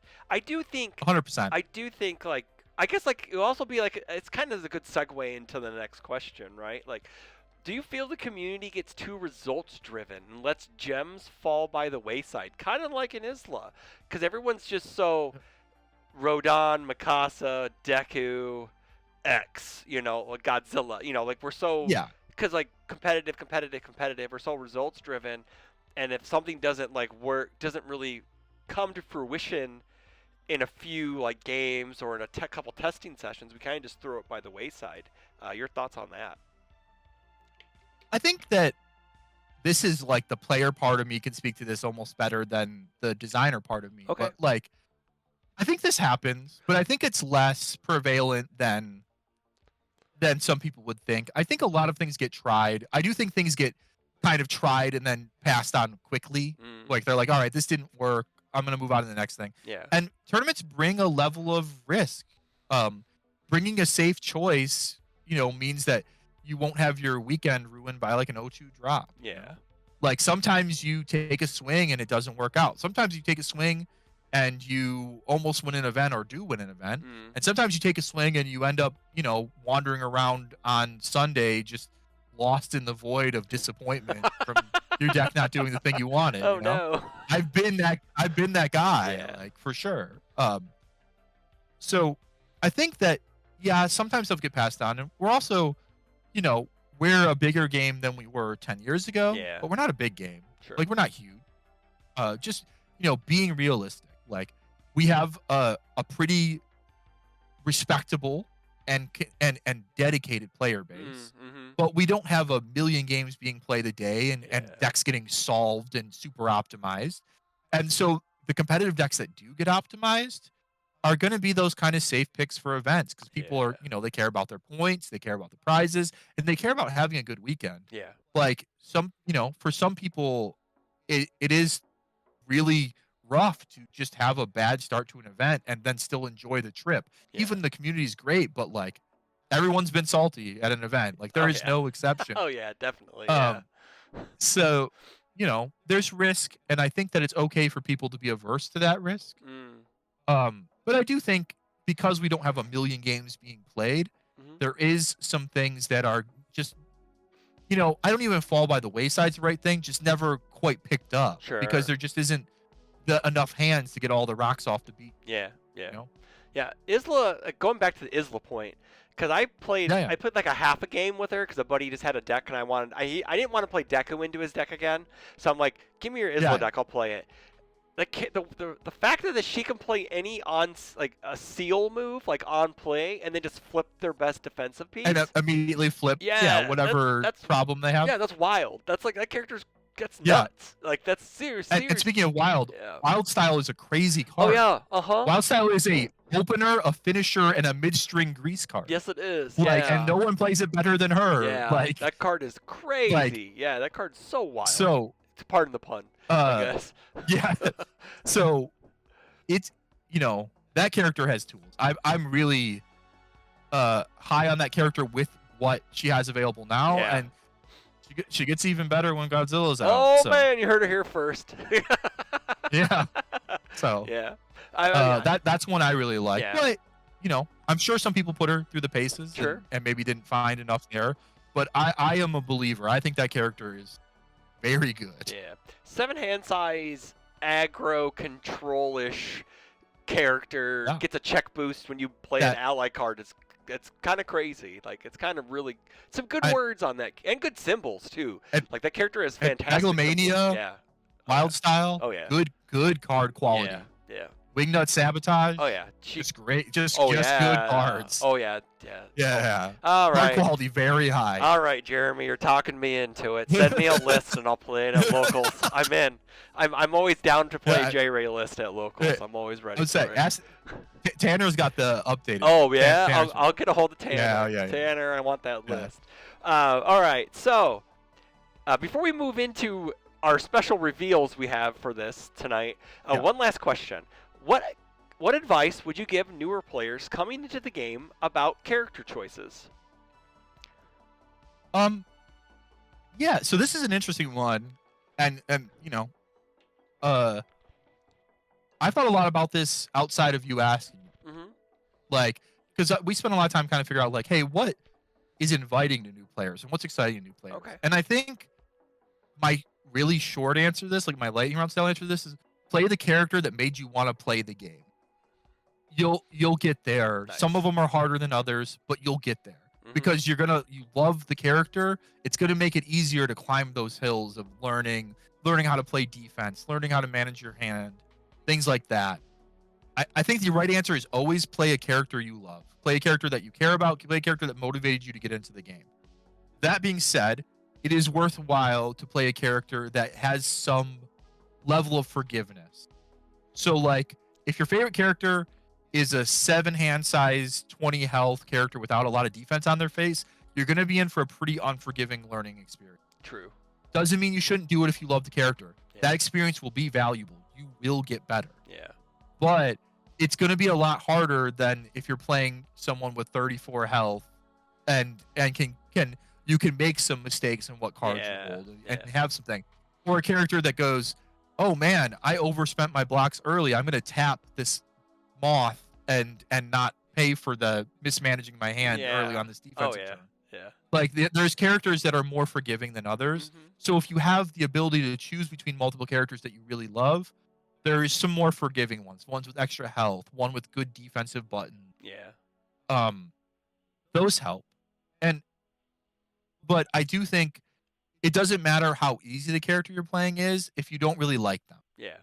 Like, so play someone you like. Play someone who either you like what they do mechanically or someone that motivated you to play the game thematically because they're, because you love Trigun or Bebop or whatever. Yeah. Like, play that character, learn with that character. When it comes to competitive play, you might have to put aside some of your favorites in exchange for someone you just like a little bit more. Yeah. Competitive play is competitive. Yeah. And like there's a whole thing, and I'm not going to go super into it, but there's someone very smart in game theory talked about how competitive play isn't really supposed to be fun. Yeah. It's a competition. Yeah. Like playing basketball with your friends at a pickup court is fun. Playing basketball at the Olympics is work. Yeah. Like you're studying, you're working out, you're preparing. Competitive card games are like that, but competitive card games can still be fun, even at that highest level, especially if you're playing something you love. Yeah. But you do have to be ready for the realities of, like, not everyone is going to be an Olympic athlete. Sure. So sometimes you're going to have to make some concessions, but there's no reasons not to learn on the thing you love. Correct. Because it'll make you love the thing you're doing more. Yeah. Yeah. I remember my first actual event. It was in Michigan.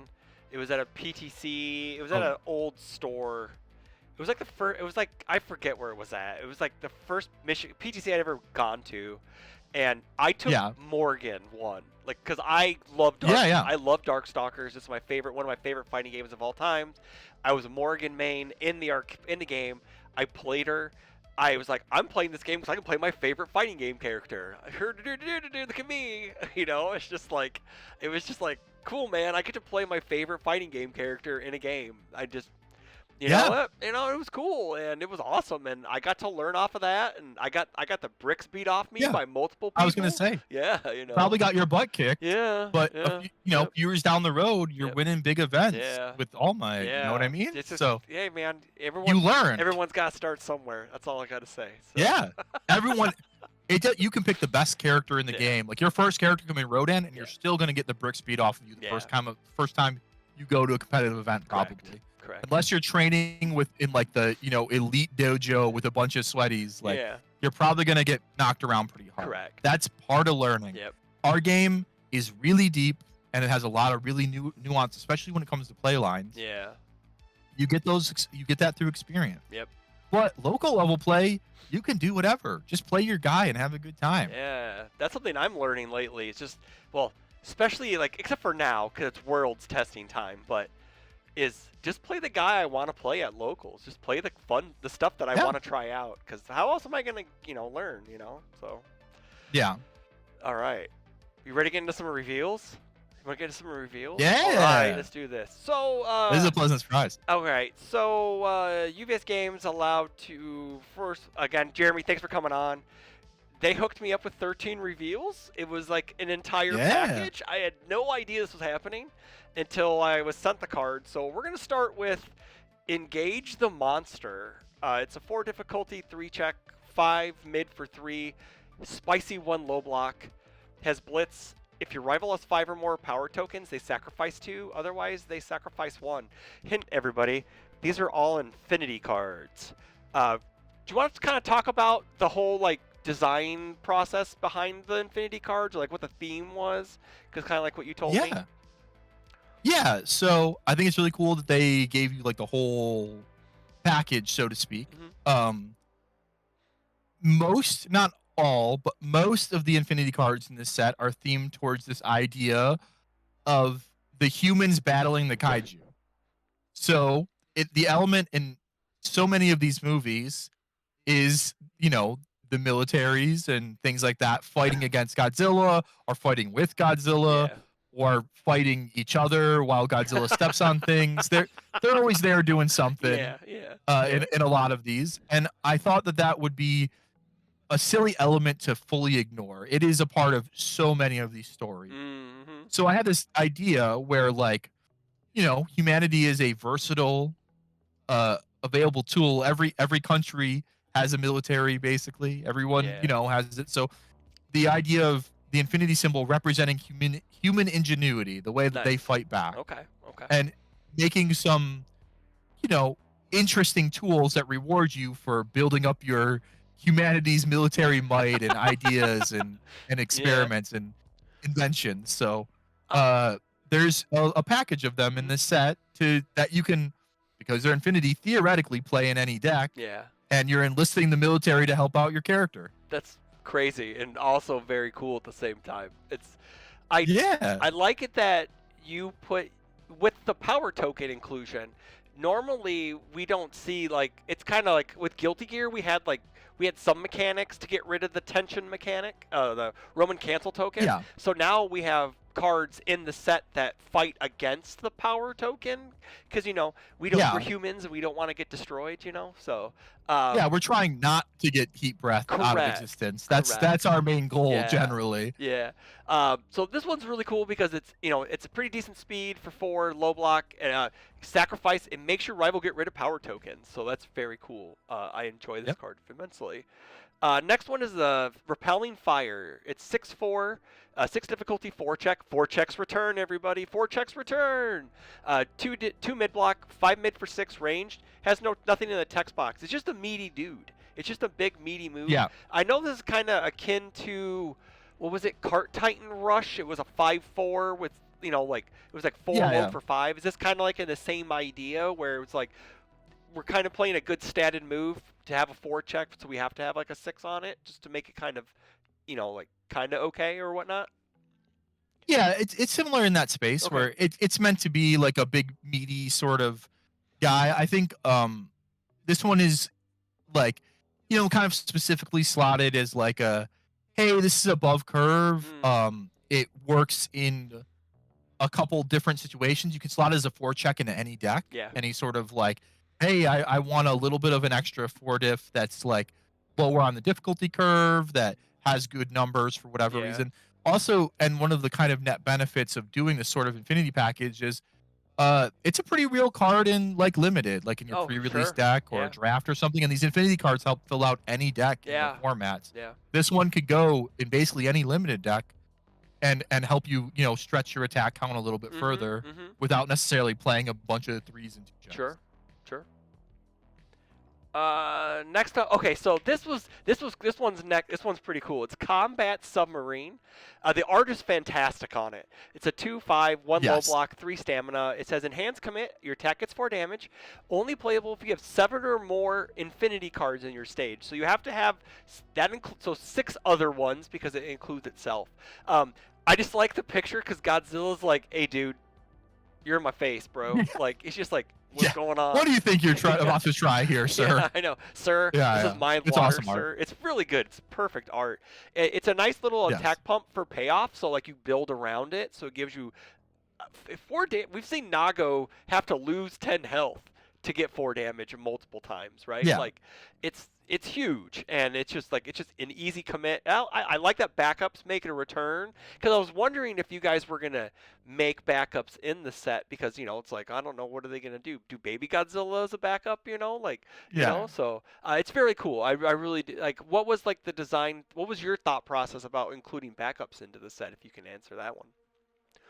Yeah. So there isn't like, candidly, there isn't a ton in the set. I think, yeah, the 2 we're talking about today are the only 2. Oh, okay. Okay. Um, Okay.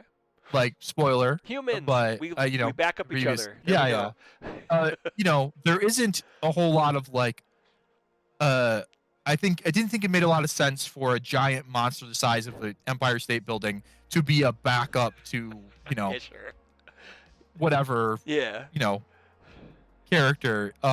It didn't feel like necessarily the right world for a Yeah. bunch of backups, but the military is all about amassing guys. Sure. You get a bunch of there's always it's never one submarine fighting Godzilla. It's always like 20 of them, Yeah, right? And yeah. planes flying around and everything. Yep. So you got to fill out your military before you start doing the thing. Yeah. But if you get enough ships, you know, the monster starts shielding his face as he's getting hit and Yeah. everything. He's not having a good time anymore. No, it's not. Yeah. So you get a couple submarines out and they all come online. All of a sudden you're putting 8, 12 damage on Yeah, something if you yeah. want.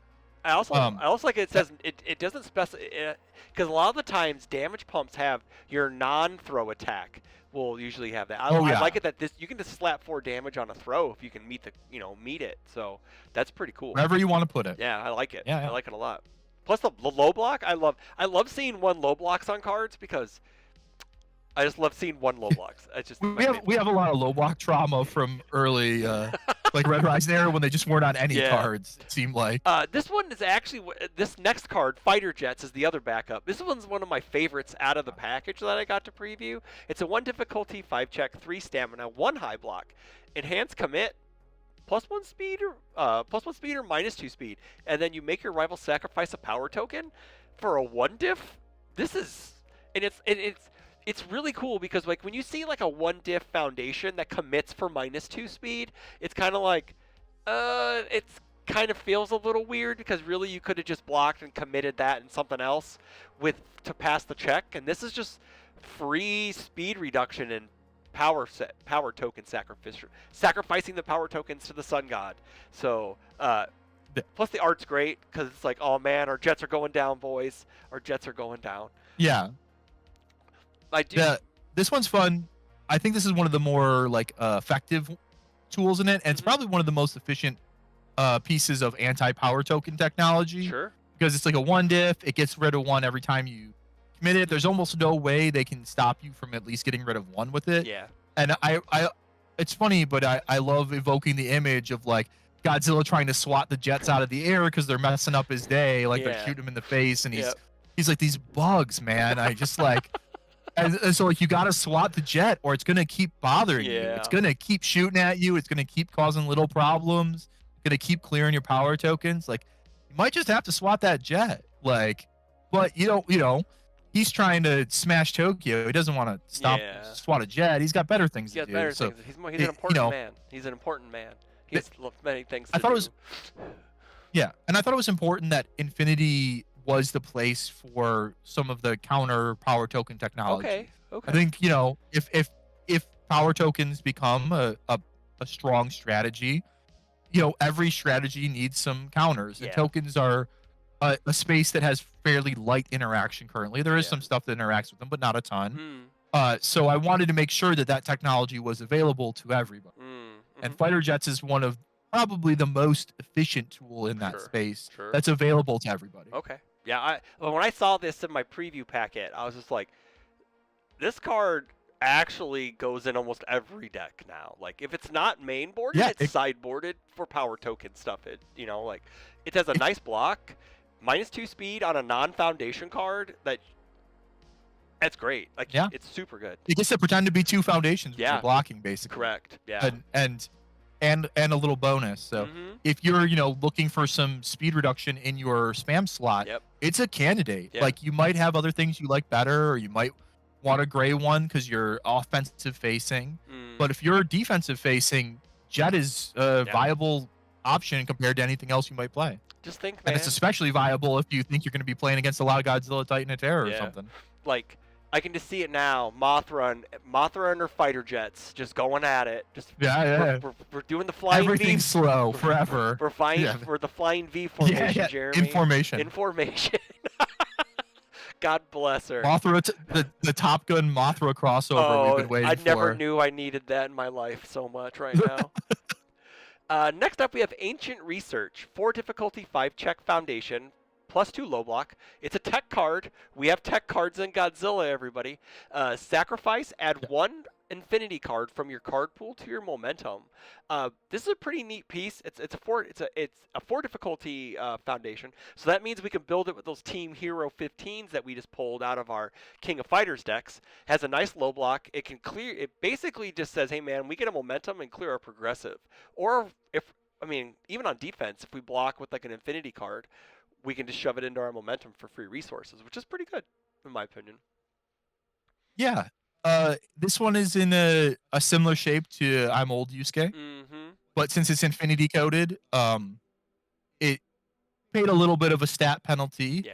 But if you're doing the infinity thing, a lot of it is massing up and getting a big payoff and then using those things you massed up. The submarines are kind of in a similar thing. Yeah. So if you mass up a couple of these, you can put together a nice, dangerous attack turn Mm-hmm. as you spend them during, once you're ready. Mm-hmm. So you do your research, you get ready, and then you get to unleash the big weapon. Hell yeah.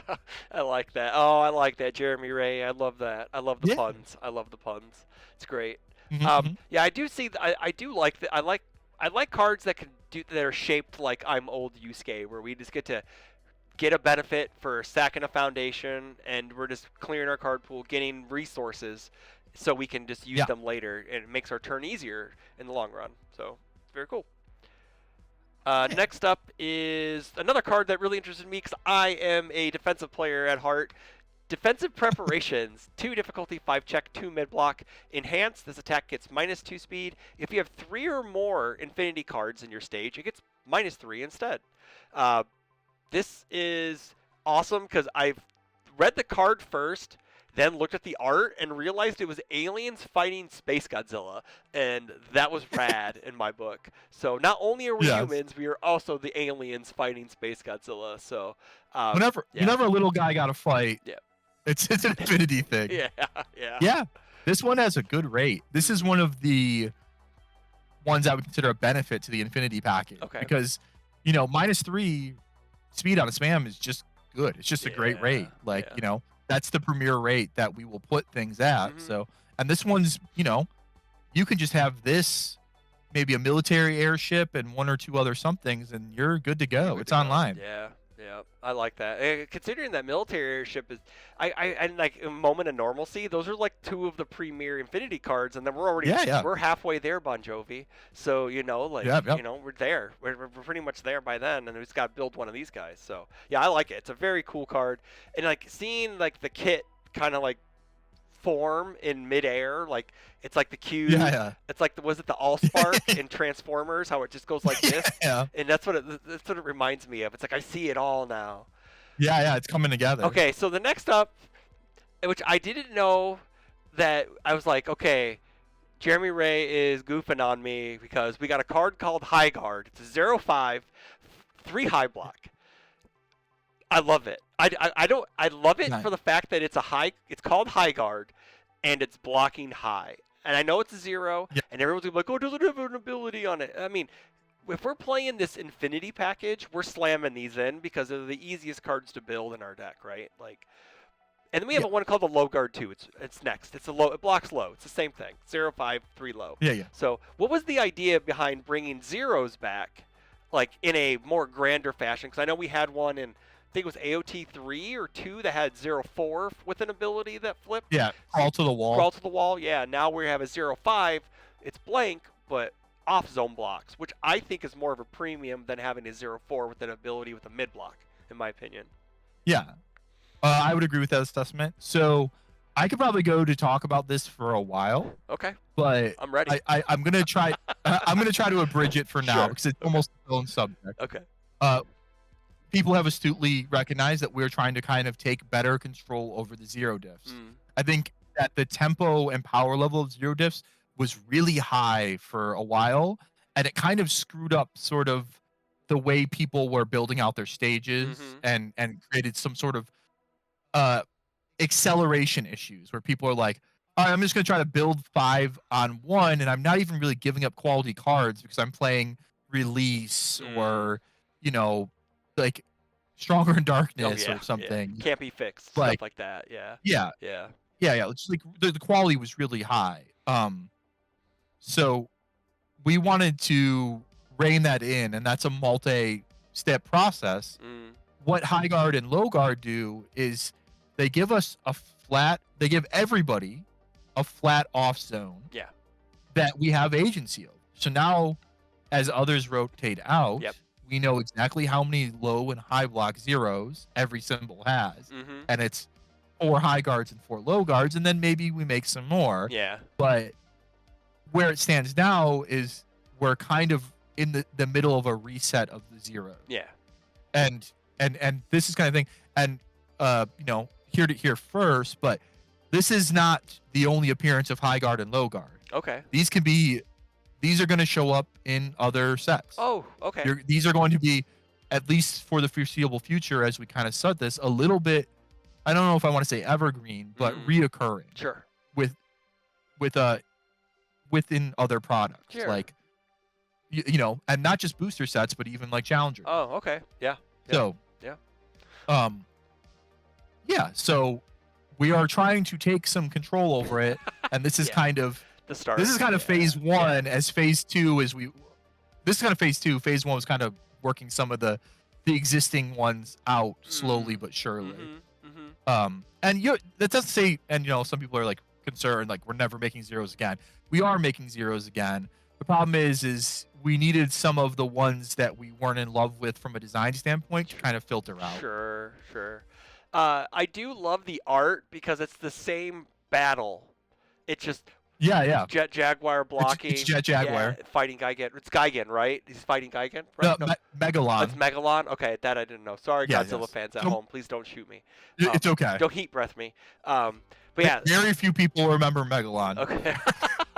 But yeah, it's really cool that, like, it's just like, I like this start of, like, the refresh of this. Because, back in the old UFS days, zeros were like 0-6, no blocks, maybe had an ability on it. There was one cracked one that was a dual lawn card that didn't explode or something after your rival, whatever. Well, and there was a couple crazy ones, but they were pretty generic. They were also thrown about very randomly, right? Correct. Yeah. Like some symbols basically had none, and then other symbols had 2 or 3. Correct. And it was, and we kind of had that sort of imbalance here at various points of this. Even, now as present as ever, where some symbols still have, some of the better ones, like keeping area safe and stuff like that, and then others are, life symbol, doing pretty well, and then other ones are like, all right, I've got one okay one, and then I'm playing like Scream or something, and it's like that's tough. That's tough, buddy. Yeah, I know. Oh, poor fire symbol only playing one man Inferno. Oh, sad, rip. But now you can play other ones. Yeah. There you go, fire symbol. Yeah. Moving on. You got your low block back. Don't worry. Okay, so this card got me. This card, even though it has a 2 check, got me super excited. It's called Air Force Engage, 4/2, +1 mid block, 6 high for 4, ranged weapon. Sacrifice a foundation. This attack gets 2 speed on blitz, response speed. After the attack deals damage, add 1 infinity card from your discard pile to your hand. I'm wondering if this is the card you were talking about earlier. Is this the card you were talking about earlier where you may have you're No. Not yet? Okay, we're not there yet. Okay. No. Okay. It's probably the last one that I was talking about. Okay. But this card's super cool because it's a 6 high 6 that can get you a card back, and I think this card is very exciting. So I wanted to create this option in the Infinity package to be either more aggressive or more defensive, and this is the button that says I'm more aggressive. Yeah. And I thought thematically it was fun because it's like you're fighting the big monster, the jets wave in, and then you fire the big cannon at them or whatever. Like the jets are the setup; they're always the first. They're the first to engage, and they're setting up whatever follows behind them, right? Yeah. So this is the jets trying to set up the follow up. Yep. That's what they're there for. Yeah. I do. Because I think it's the next card I think it's Strategy Meeting is the next card. Yeah, I honestly thought the art on the TV in the background for Strategy Meeting was the art from Air Force Engage, but it may be like a different panel because it's still Destroya, and he's just turned a different way, right? Like Strategy Meeting, not to be confused with Strategic Meeting. 1 difficulty, 5 check, 2 low block, flip. Look at the top card of your deck. That's a win already. And then if we have 3 or more other Infinity cards in our stage, we get to draw that card if we want to. I love cards like this that allow us to quote an old player, Clint Badger, peep the top of the deck Yep, and yep. Take a little peek. take a little peek, see what you're going to check, see what you want to draw. Like, people play Destined for mainstream success just to see the top of their deck. It wasn't even necessarily for the adding to your Yeah. hand, right? Like, having top card knowledge Yeah. is premium in this game. Yeah, taking a look, assuring your check, or assuring or picking up a cool tool. Like, it's a little better than like look and mill, right? Once Correct. it's online, 'cause Yeah. it's like, oh, I saw an attack, I don't want to check this, Yeah. and I get to pick it up. Yeah. So yeah, this is one of those ones where it's like, hey, this is the base level of all of these Infinity decks. It's like these cards, the various speed reduction options, and again, like I try to make it so you could kind of lean aggressive or defensive. This is one that goes in either. This is one of the kind of bread and butter options. Yeah. And the 2 low block on a spam. Yeah. We love it. Never love it. Never gonna hate that. Next up, we're right into the rares now. This is Ground Forces Engage, 5 difficulty, 3 check, 4 low for 5, +1 high block, stun 1, ranged weapon, blitz. Your next attack gets 2 speed. If your rival has 10 or more foundations, it gets 5 speed instead. This is crazy. 5 speed on my next move. I mean, we're trying to take down the giant bird. I get it. The big pterodactyl man. Yeah, I like moves like this where they're just a big, meaty, chunky starter. It's just like, in essence, it's a 5 low 5 because the stun 1 kind of is like fake speed, and it's it gives speed. Like, God forbid our rivals at 10 or more foundations. It's a really good wall breaking piece. Yeah. Like, 5 speed's a lot to deal with, right? Like, that's crazy. Yeah, it's really solid, and it's again in that same sort of space that Air Force engages is, where it's like it's a setup for the next thing. Yeah. Air Forces gets the next thing. This sets up the next thing. And you can kind of, this could set up the Jets. The Jets could get this to set up something bigger that we might talk about here in a little bit. Yeah, true. Like, so, there's a lot of different ways, but the planes and tanks are setting up something. Yes. And the automobiles definitely setting up something. Yep. So the next one is when I saw this card, Final Wars, I was like, oh baby, yeah, we're gaming. It's a 2 difficulty, 5 check, 4 mid block unique. While this card's in your stage, every attack gets 1 damage. You get a damage. You get a damage. Everybody gets a damage. Everyone gets a damage. Thanks, Oprah. Response: once per turn, after your attack deals damage, we draw a card. So it gives everybody a little bit of card draw if they touch you, right? Like, yeah, it's pretty nice. And the art's sick, by the way. The art is very cool. So I will say this one is not technically a part of the package, but there's no reason why the package wouldn't want to use it. True. This is a reference to one of my favorite Godzilla movies ever, Final Wars. Okay. Where every monster shows up and gets simultaneously dunked on by a very powerful Godzilla, where he just kind of goes by one and just does whirlwind dunks on guys over and over again. It is the most actiony popcorn Godzilla movie of all time, and I love it. I love Final Wars. Yeah. So it is named Final Wars after the movie, and the art's kind of a reference to the big slam jamboree, but it's also a really quality Infinity card that helps propel card draw, put some damage on stuff. Yeah. For those more aggressive Infinity direction, it's a no-brainer. And for the defensive one, it kind of depends on what you're doing, but it's worth considering. So, like, I could see this going into like Grog, like from Critical Role. Oh yeah. All the throws get one. He gets a damage, and he gets just to draw a free card, and his like, I love it. I love cards. Like, I know, David put out a piece about Infinity cards, and he's like, oh, I'm afraid of them. I think they're great. I think they're really good because they'll fill holes in certain deck archetypes that may need stuff. We got speed hate, we have card draw, we have damage, we have other things. And I think, like, that's really cool that we're able to, with rotation coming up too, there may be some holes in some symbols. We don't know because we haven't seen the entire set yet at this present time. Like, some symbols may need some help, and we could use these Infinity cards to help out some symbols in a way. Yeah, the Infinity cards give us some agency over access to everything in a way that's really unique. Because it also means we don't necessarily have to make extras of those things. Correct. It's kind of like a moment of normalcy. Like, not say that there shouldn't be more resets. Some symbols should be resetting people, but everybody could kind of use one. Yeah.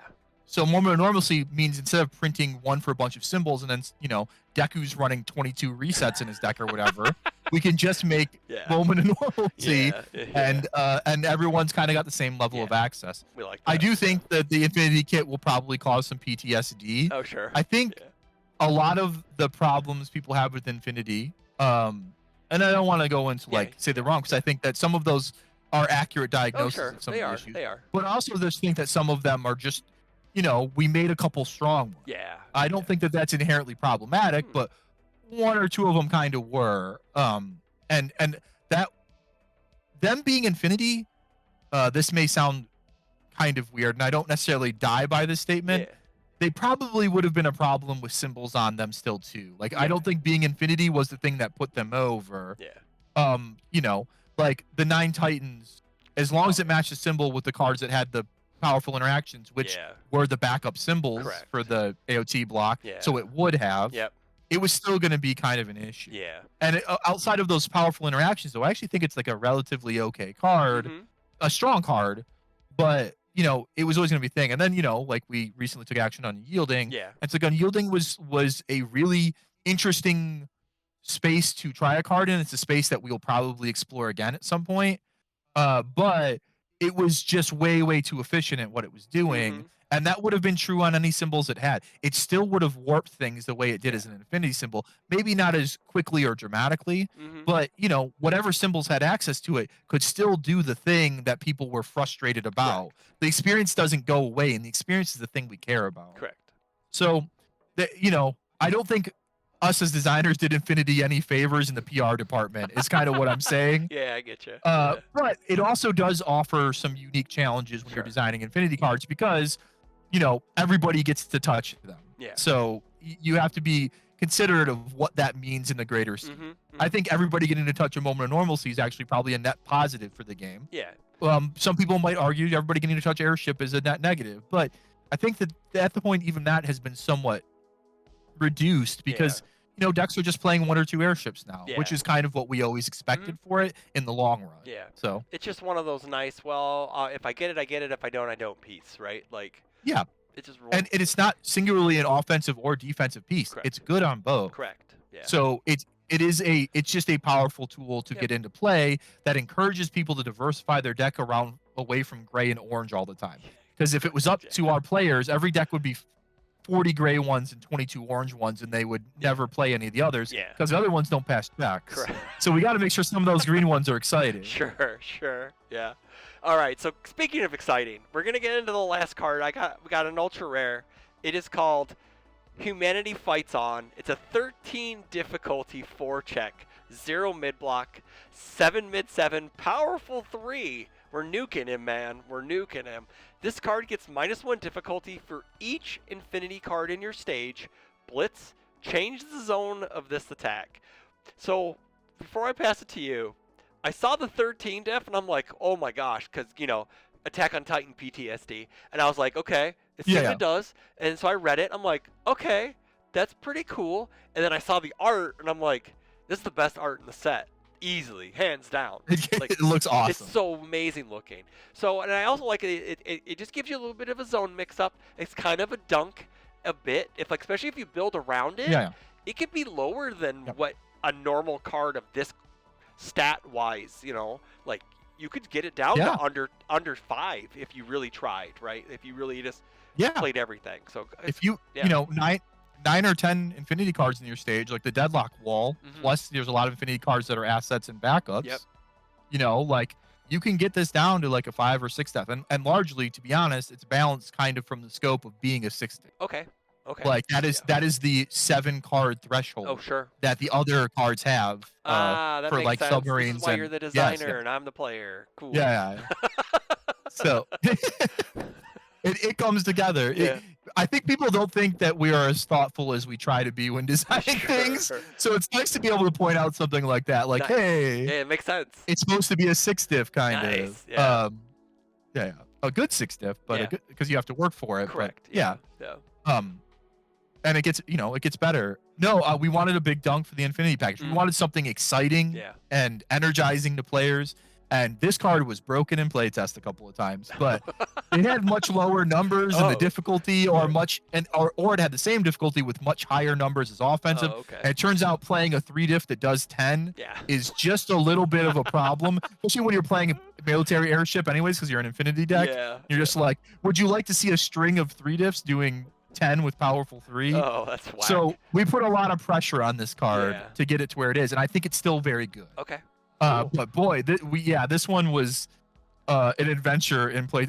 I think Barrett and Will broke this card like the first 2 days after I put it on the testing table. Yeah. And I was like, all right, guys, calm down. we're gonna just add like 3 difficult to that bad boy or something. I didn't think you guys were gonna be doing this 10 diff, 6 damage, playing it on zeros thing so fast. Oh my gosh, that's wild. Yeah. Oh, because it can go under. Yeah. It can be to 0. Yes. It doesn't say minimum. It has no one. minimum. No minimum. Oh, that's sick. Okay, cool. Yeah. Yes, yes. Yeah, I'm really excited to see if this has an alt art in the set because oh my gosh, like in humanity, baby, humanity. Humanity, they're fighting back. Humanity never gives up. Nah, just like John Cena. Like I really. He's a human. He is a human. Counts. It's true. He is. It's really cool to see like you took this idea of like humanity, because like technically humanity is infinite in a way, like, right, we're all encompassing, we're all together in the fight against the kaiju, so we represent all the symbols. Yeah. Every human is a different symbol in some way. Yeah. We all have our own symbol spreads as individuals. I do so this where I kind of jumped the shark a bit. Do you think there will be a deck at some point that all they'll do is run infinity cards? I think that's possible now, right? Like, it's actually with these cards. Listen, listen. In testing, I was running an Infinity Jaegerist deck. Okay. Where I was getting a bunch of Infinity Jaegerists into play, and then yamming this guy. Oh my gosh. I was playing like Jets and Jaegerist on Jets. I called it because it was fighter jets and Jaegerists. Okay, that's awesome. That is hilarious. Yeah. Because I was talking to, I was thinking about it. I was talking to myself a little while ago, and I was like, man, Bearded Titan has his own package now. Because he's an Infinity character, so you could run it. Because he would technically count, right, towards the difficulty. So like, he's in stage. He's in stage. So Infinity. There you go. Already, you're there. It's solved. Yep. Yes. He gets one ahead. He gets one ahead now. Woo. Yeah. Awesome. So again, I want to say thanks for UVS Games for giving me these cool previews to show off. I'm gonna have them do something real quick. I do something real quick. Transition. Nope. Slide mode. Where is it? Oh my gosh. I'm faltering at my content creator stuff. We're doing fine. This is fine. Everything's fine. Everything's fine. Where is it? Oh, manual. No, I wanted to automatic. There we go. I wanted to go through as we're closing up. So again, Jeremy, thanks for coming on and spelling your entire card game history story with me tonight. And it's been a long time coming having you on and talking about your designer path to your magnum opus as of now, technically, so something I'm so excited and proud of. Yeah, you should be, because I think every card I've seen is super exciting. It's a lot of fun. They all look really good. The cards, I can't wait to get the cards in my hand, honestly. The creative team is incredible. There's some true bangers that have not been revealed yet. Okay. And the character alts, that's a couple have been shown, are incredible as always. We have the same artist back from the Challenger deck alts. Yeah. And he does just incredible work. He's awesome. Exciting. So as we wrap up, any shout outs and where can people find you? Shout outs, to the team. As much as like we're talking about me, the design team, help me make these cards, help balance these cards, help, especially in this project, playtest was super important. The whole team, not just the testers, but the whole team is super important to that. And like, none of this is an island. I know a lot of people will call this the Jeremy Ray set and things like that. I did not do this alone. I am proud to be the lead of this set. This was not just me in a cave with a bunch of scraps. Like, I have a team behind me, helping and putting it all together. And super shout outs to the team. and creative for making a beautiful set. I think that the art is awesome. I'm Mm-hmm. so excited. I can't wait for you guys to see the stuff that hasn't been revealed yet. And yeah, finding me. I honestly, this is maybe going into the woods too much. I don't do a lot of social media these Yeah. days. I am very lightly on Facebook, and I do add anybody who adds me from the UniVersus community, Yeah. but I don't really engage with it very much. The best place to find me is in the Discord. Yeah. I try to check it out a couple times a day, and I can't always engage, but when I can, I'll hop in and chat with you guys. I think I'm F2K. Oh no, I'm J Ray in the Discord. Couldn't remember what name I was using in there. What name? Yeah. Uh, Yeah. Yeah, but yeah, and here's the thing too, to anybody who's listening, who's like curious or wants to talk cards or something, don't be afraid to at me or message me or DM me or whatever. Like, I love talking shop. Mm. It's my favorite thing. I've been playing card games since I was a little tiny J Ray, and I love cards. It is my passion and Yeah. my hobby and my work Yeah. and a huge part of my life. So you don't have to be shy. And also, you can find me at Worlds. Yes. I'll be at Worlds Yes. in a couple of weeks doing card slinging. I may or may not have some Godzilla decks for you guys to play again. So, That's exciting. yes. We get to see the sauce. I'm so excited. Yeah, I haven't decided what I'm going to bring Yeah, yet, but I'm okay. certainly going to have a King Ghidorah deck because Oh. I think that character That character's is cool. crazy. Yeah, that character's very Yeah. sick. Yeah, that character. Oh yeah. Yeah. I wanted to break out combined firepowers sometime, and now I get to again. So Yeah. I'm very excited. Very excited. Okay. So, go ahead. Sorry, I mean if you had anything else to say. No, I was going to say, it's going to be a super good time. Yeah. And if you can make it, if you're going, excited to see you, please come say hi. Yep.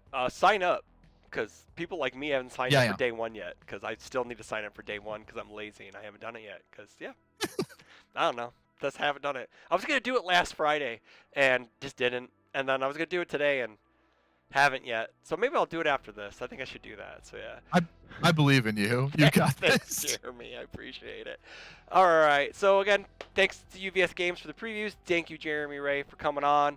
Don't forget to like, share, comment, pleasure. subscribe. Hit those bells for notifications. Hit the comments, man. Let me know what you think about the cards.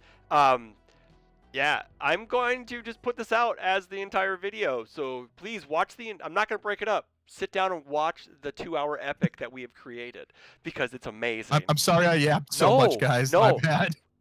There is a place for long form content in our game, and I believe it's my favorite. It's my I love watching it. Stuff like this is my favorite type of content as well. So this is why I make it. I'm not judging you if you skip to the previews though, viewer. I'm not judging you. Just give me the like though. Algorithm things. Please bring the like with you. Yeah, algorithm thing. So we'll check you guys on the next episode of Take 10, which I believe Corey Nelson's going to be on. I've asked him. So our recovery girl extraordinaire, connoisseur himself, prison gamer himself. So yeah, taking people to jail. Yeah, we love it. We love seeing the lights of the eyes go out. Yeah, we just do. But anyway, have a good night, everyone. Talk to you later. Bye.